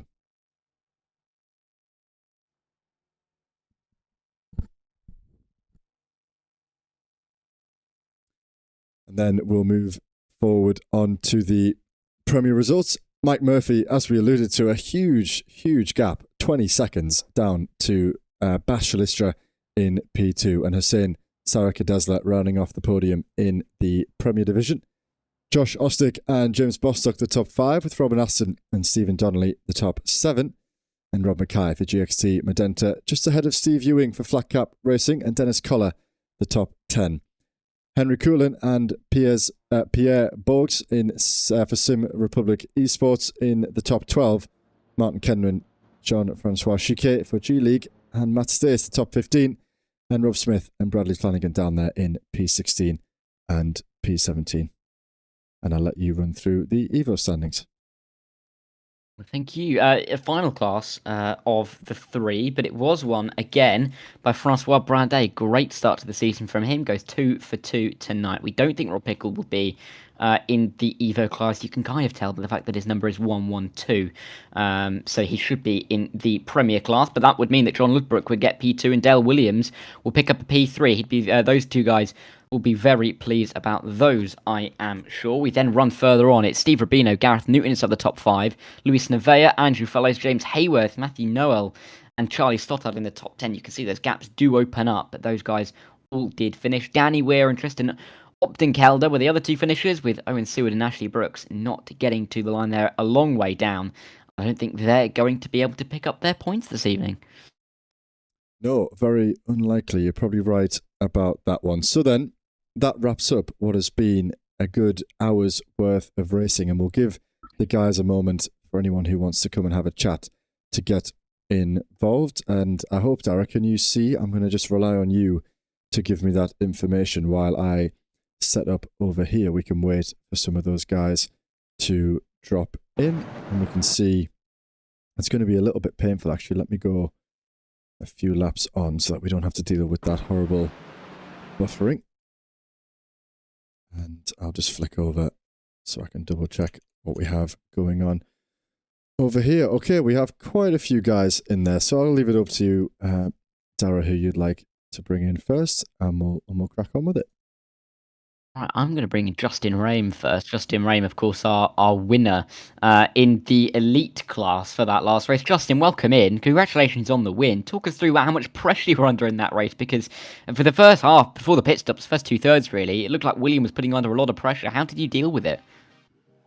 Yeah, William was doing really good. I just kind of just focused on my line, then I realized that if he was going to have a pass, then I was probably just... I wasn't going to give it up too easy, but I wasn't really going to fight too much for it. It was more about just keeping the off tracks down to a minimum and saving a little bit of fuel.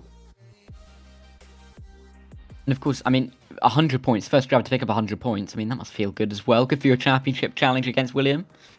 Yeah, that's good. Yeah. I mean, Joe, I'll bring you in here. I mean, is there anything more to ask Justin here? Yeah, I'm curious, Justin, obviously your first time with us in ESR. I'm curious, what is your main background? Have you come with experience from GT4s or maybe some other series of racing? And also, what about the duration of races that you're used to? Because we were talking about how some of these guys may only be used to the sort of short 20, 30-minute races. So how did you find the 45-minute feature? And then also, how are you finding the GT4s generally in this opening start to the season? Well, GT4 is pretty much the majority of what I drive, so I'm pretty comfortable with the car as it is. For the distance of the races, I think it's pretty good. Like, I do like some of the sprint races, but I also like the 45 minutes to 2 hours kind of mark. I think that's usually like a good spot. So just kind of depends on, sometimes it depends on the track, but also your a strategy going into if it means you got to push from start to finish, or if you can save a little bit of fuel or whatever, right? So yeah, I do like the GT4s. I do think they're probably one of the funner classes to drive, and the tire models extremely well. Good stuff. Well, awesome from me, and congratulations again. The first one to bring home those massive double points. And how are you looking forward to the next week? Back to a different format again. We're cycling through the formats each and every week, so we're really changing it up. Are you prepared for yet another format and yet another circuit? Yeah, the next track should be a lot of fun, and the format that this series runs is actually pretty good because it mixes things up and puts people in different spots and makes for some entertaining races. Absolutely awesome, mate. Well, thank you so much for joining us. Before we bring somebody else in, is there anyone like you to give a shout out to, or anyone you'd like to mention? Just my team, Grid and Go Esports, for helping me out. Awesome, man. Thanks for joining us, as always, and maybe we'll speak to you again in the future. I'm sure we'll find you on the podium, or maybe even on the top step of the podium some more times in the future, so feel free to drop in whenever you fancy. All right. Thanks, guys. Take care. Awesome, man. Thank you. Justin Rain, yeah, always good to hear from race winners. I was just cracking him out there. No, that's so good. Always good to hear from race winners. And in fact, I see another race winner.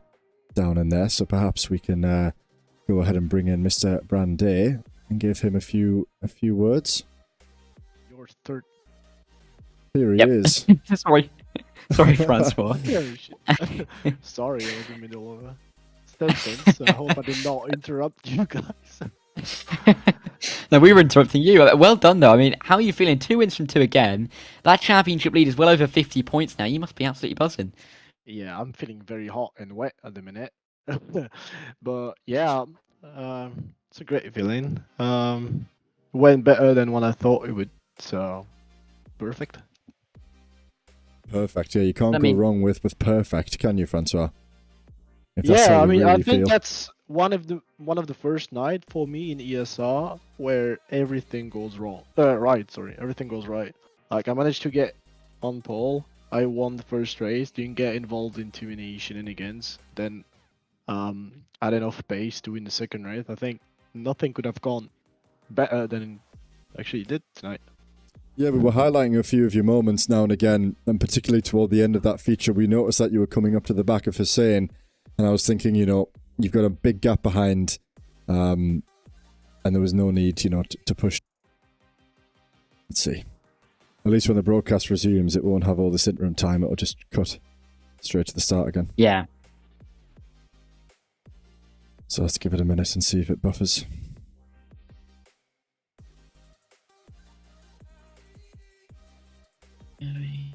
Aha, okay. We are golden. So we can continue. So let's see who we got. Bass, Andrew, Tristan and Will. Probably be good to bring Will in because we can talk about the pit stops. And then we'll see what we've got after that. It's good to me. Right, let's drag... Should we drag him in now then, Joe? Yeah, go for it. We are live. We are good to go. Good. Oh, well, welcome in then, William. Sorry to keep you waiting for a little bit longer. How was that race for you? Winning the race in race 1. Pit stops, though, during race 2. How did that pan out for you? Because you lost a little bit of time in pit lane. Not great. I stalled coming out of my pit box. Oh. Yeah. I just slipped off the clutch Well, and then save it. Yeah, I mean, that'll explain most of the time lost. I mean, apart from that, how did you feel with your pace today? Because generally, you looked like you were really quick once again, and the championship leader that we've come to expect. Honestly surprised. Happy with it. I know Justin was keeping back a bit because he was really fond of getting those X's, but I was quite happy with my X's, the lack of them. I just was able to push, whereas Justin had to pull back a bit, which is quite nice. Yeah. I mean, well, you did. Sorry, I was distracted there for a moment. No. I was just going to pass it to you. Keep going. No, you did very well, and obviously, as you say, that the little stall in the pit box wasn't great, but you and Justin separated by barely a tenth or two every lap for at least the opening 20-25 minutes, and obviously you started on pole. Was there a little mistake there, or was it really that Justin just got the jump and got the launch off the line, or did you notice something that maybe you slipped up ever so slightly at the start? Yeah, I haven't quite got the starts right yet. Still not doing so well on the clutches. But overall, I think Justin just got that start down on that one because he didn't get the best one in race 1. So I think he just nailed it. Don't think anybody was going to beat him. Yeah, and I was saying as well, I mean, I can't speak for anybody else. I don't know how much other guys do, but I was saying, endurance is one of your strong suits, right? So 45 minutes isn't quite 2 or 3 hours or more, but it's definitely more than what some guys might be used to. So perhaps that could have benefited you slightly, and I'm wondering how, particularly when we've had these 20-minute sprints and the 15-minute sprint, actually, we haven't talked about that too much tonight. How did you find the 15 minutes? Because I feel like, by the time you've even got going, the race is over. I think you must have done 6 or 7 laps, and then the race was over. And obviously with the pressure of knowing that that's going to determine the next race, you did well to win that race, for sure. Yeah, thanks. Honestly, those type of races for me, I just get in the car, get as fast as you can around the track without getting as many X's, and see where it comes out at the end. Obviously, don't crash along the way, but I'm really happy with my result, and I think that saved my championship a bit. Yeah, absolutely. And I think, even the P2, that's still, 90 points, and then the 50 points that you gain. So it's 140 points that you've picked up, I think, if my maths is right quickly there, in the night's racing. So, yeah, all in all, very good. Shame about the pit stop, but again, I think that will obviously extend your lead at the front, no doubt. So it's onwards onto round 4. And how are you looking forward to that? Again, a mix-up of the format. I was saying earlier, every week a new format, keeping it fresh all the time. Is that something that you like, or would you rather have maybe slightly more consistency week by week? No, I actually quite like it. It keeps it fresh every race. Keeps the people, the drivers separated from the endurance to the sprint. It's quite interesting to see what happens. I'll be honest, I have no idea what's next week. I've been too focused on this week, but I'll take it as I come. Yeah, absolutely. Absolutely. Well, good stuff, mate. Is there anyone you'd like to give a shout out to before we move on? I think I can't go anywhere without saying Glastek. Well, there you go. There Just, you go. practicing all the time. It really helps my confidence in these races, especially Dale Williams and Charlie. Just practicing with me, keeping it less boring. It's all good. Absolutely. Well, I'm sure we'll be back on track in no time. And for now, you can sort of wrap up the win and wrap up the good results tonight and set yourself up nicely for the 4th round. Yeah, I'm going to go sleep. That sounds like a good idea, mate. That sounds like a good idea. Yeah. Awesome. Well, we'll let you go and we'll speak to a few Cheers, more guys guys. before we wrap up here Cheers. tonight. Cheers for joining us, Will. Thank you, man. Cheers.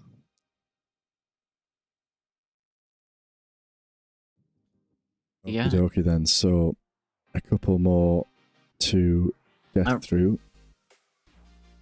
Go on, I mate, reckon sorry. we could talk to Andrew and Bass, couldn't we? So should we bring in Bass first from the Premier class? Yes, let's go for that and let's get him up there. He finished in 2nd in the feature race, so that is a strong result for him. Let's get him in. Then welcome in, Bass. 2 weeks from 2 that you're joining us for an interview. Great results again for you this week. You won at Road Atlanta. You got 2nd here, but you still picked up 136 points. I mean, you must be feeling pretty good today. Yeah, it was. I figured, well, I finished on the podium. Might as well just check in for a quick interview. But I just checked the results of race 1, and I realized that I got P2 in class as well. So that's a double P2 in class, and yeah, some great points again. And I didn't actually. I wasn't really paying attention to where I finished, but yeah, it's a great result overall. And in the championship generally, after your slow start, I mean, first 3 races you picked up 46 points in 3 races. Your last 4 races, you have got, if my maths is correct, 216. So you've really picked it up. You're only 1 point behind Stephen Donnelly now for P2 in the championship. You sit in P3. Do you think you can try and chase down Mike Murphy at Magny-Cours next week? Yeah, we're gonna try. I haven't been driving Magny-Cours ever, so that's gonna take a little bit more practice than I usually do. But I mean, this has been a great comeback at the 2nd and 3rd round, and I was checking the calendar, and there are some great tracks on Red Bull Ring. I really like that track, and some more triple headers to get some good points. So it's a long championship, and I feel pretty good at this point. So let's just keep this rolling and see if we can pick up some more great points along the way. That sounds very good to me, mate. Yeah, no, that sounds very good. Not too much more to add for me, mate. So, just as always, we'll say anyone you'd like to give a shout out to, now's your opportunity. Yeah, of course. I've got one more teammate checked in from Vortex Racing. Brad Flanagan has checked in. So Vortex Racing is 2 men strong now. So shout out to Vortex Racing, and hopefully we can get some points in the team championship as well. Yeah, absolutely. It was good to see a very late entrant. James sent me that information this afternoon. I got him into the timing sheets and ready to go. So hopefully he had a good debut. I didn't catch too much of his action, unfortunately. But again, it's always good to bolster the ranks, as you say. So yeah, good luck and some very strong points, very strong results. And fingers crossed for you next week. Maybe we can speak to you again when you get yourself another podium. Let's hope so. And thanks for the broadcast. It's been great again. Awesome, man. Yeah, a few issues tonight, but hopefully we'll iron them out by this time next week. So all good, and thanks for joining us here. Yeah, thanks, guys. Cheers, man. Right, it just about survived there. It nearly went again, but I think we survived. So let's rock through the final 2. Let's not leave them hanging, but we'll just get through them and we can close out before the stream dies again.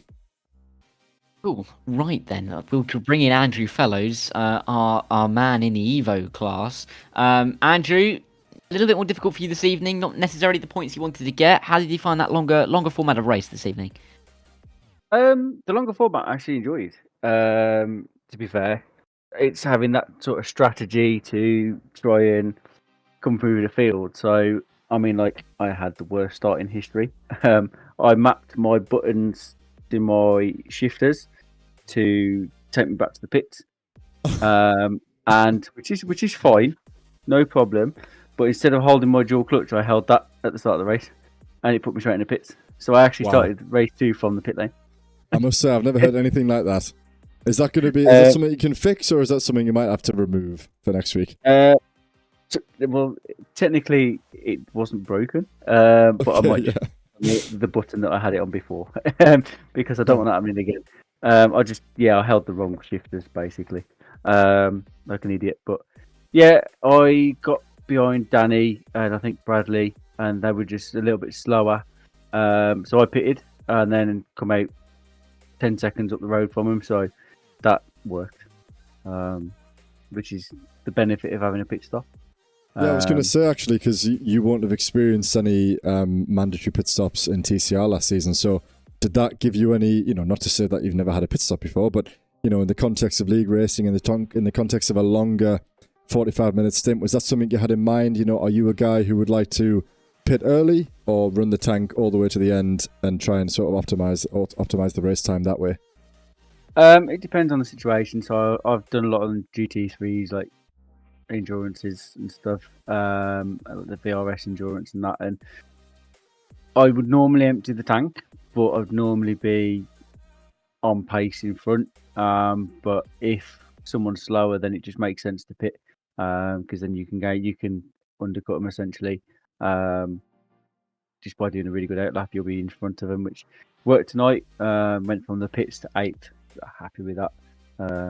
This track just didn't suit me. I was so far off Francois, it's unbelievable. But it was still good fun. Race 1 didn't quite go to plan, as you probably guessed. I got caught up in that start line incident, but Yeah. It is what it is. Yeah, we didn't catch too much of that, actually.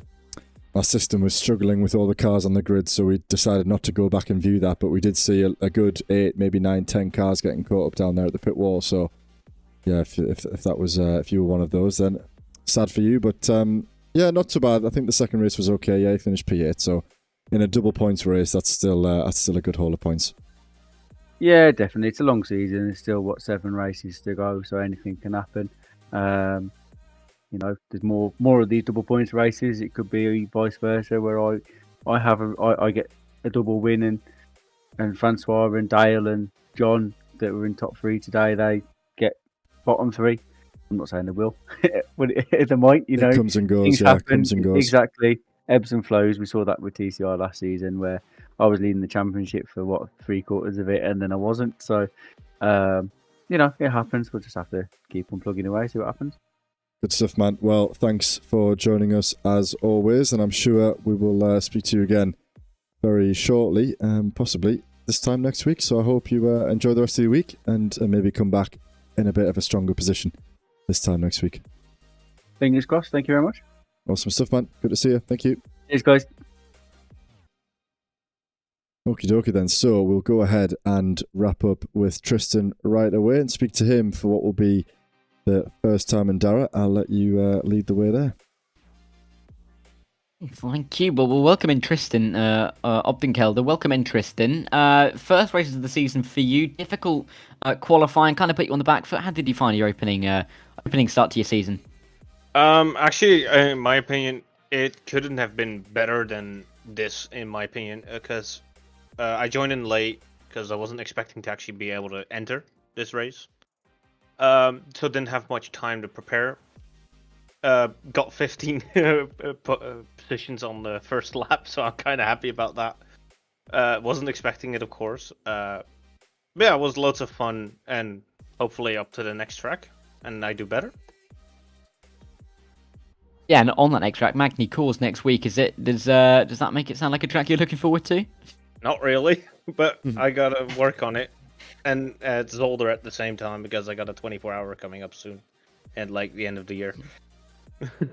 Awesome. I'm wondering, Tristan, if you can talk us through that issue that we all saw at the start of the opening round. We didn't catch it on stream too much because, as I was saying to Andrew just there, that the system was struggling to sort of pick up all the cars. So we did notice that you went from the back of the grid all the way up to P35. and we did catch your onboard. We went back and looked at the onboard. As glitchy as it was to look at, it looked as though you maybe passed a good 10 cars in a straight line. And then did you make some overtakes in the first few corners, or was all of that gain just in that instant right at the start? So I got the first 2 positions already at T1. Actually, T1 before even the start line. Then you got the huge pile up that happened, and I just went to the left. There's actually a video somewhere out there you could probably find that shows it.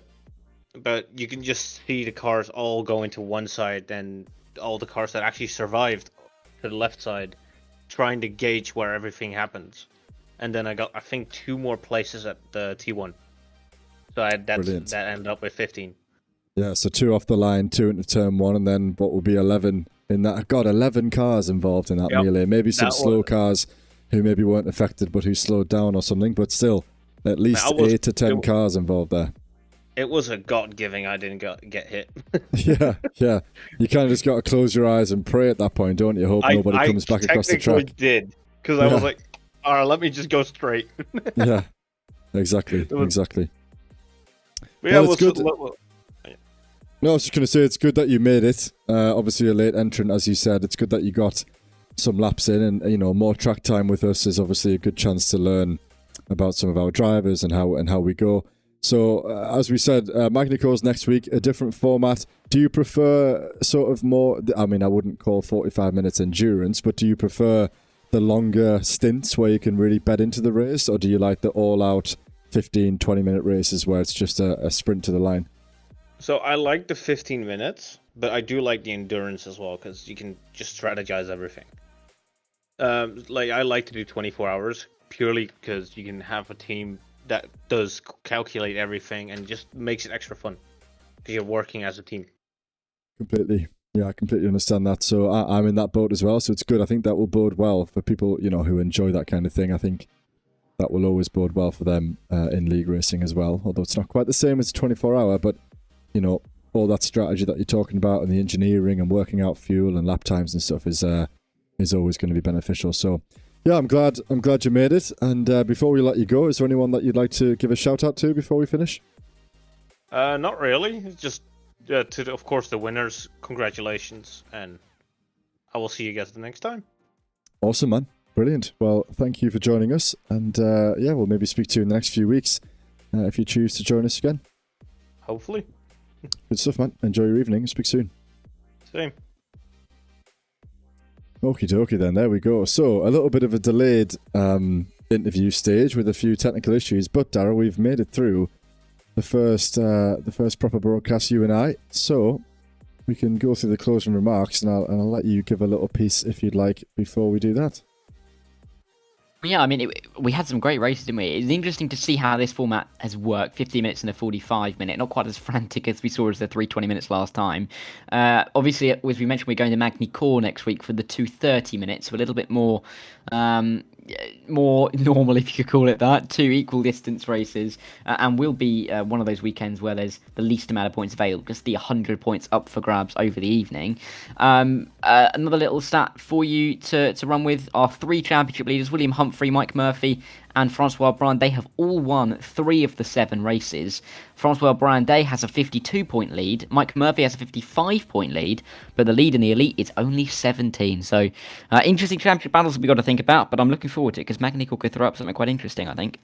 Yeah, and I totally agree. The more that I get into it, I've watched the last 2 weeks while I was away, but the more that I get into it, the more that I'll have that sort of context that I'm missing at the moment, and hopefully we can iron out those issues that we had. But for sure, tight championship still, and we're kind of at a third of the way through the season already, if you think about it in a certain way. And so, yeah, as you say, Magny-Cours next week, back to the 2 30-minute races, more of a normality. And actually, the following week at Laguna Seca, we actually go back to the 45-minute run before we get to the 20-minute run again. So we're sort of shimmying the order around ever so slightly. But good to see as we watch the 3 leaders here of Rem and Humphrey as we close. And yeah, a very good evening for sure.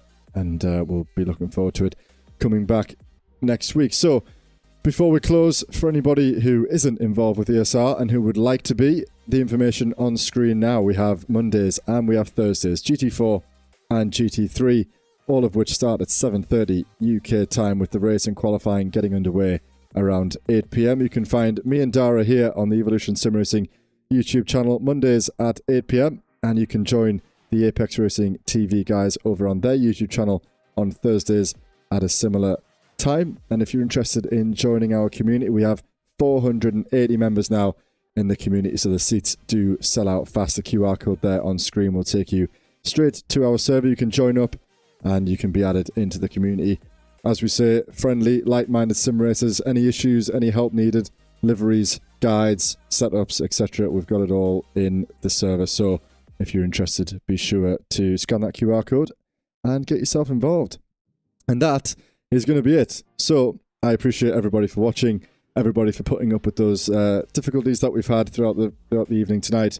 But in the end, it's turned out to be quite an entertaining and eventful session. So thanks to you, Dara, for joining me, and thanks for everybody for watching, and thanks to the drivers for keeping it mostly clean throughout the session and providing a good evening for all of us. And until next week, enjoy the rest of the week, and we'll speak to you very shortly.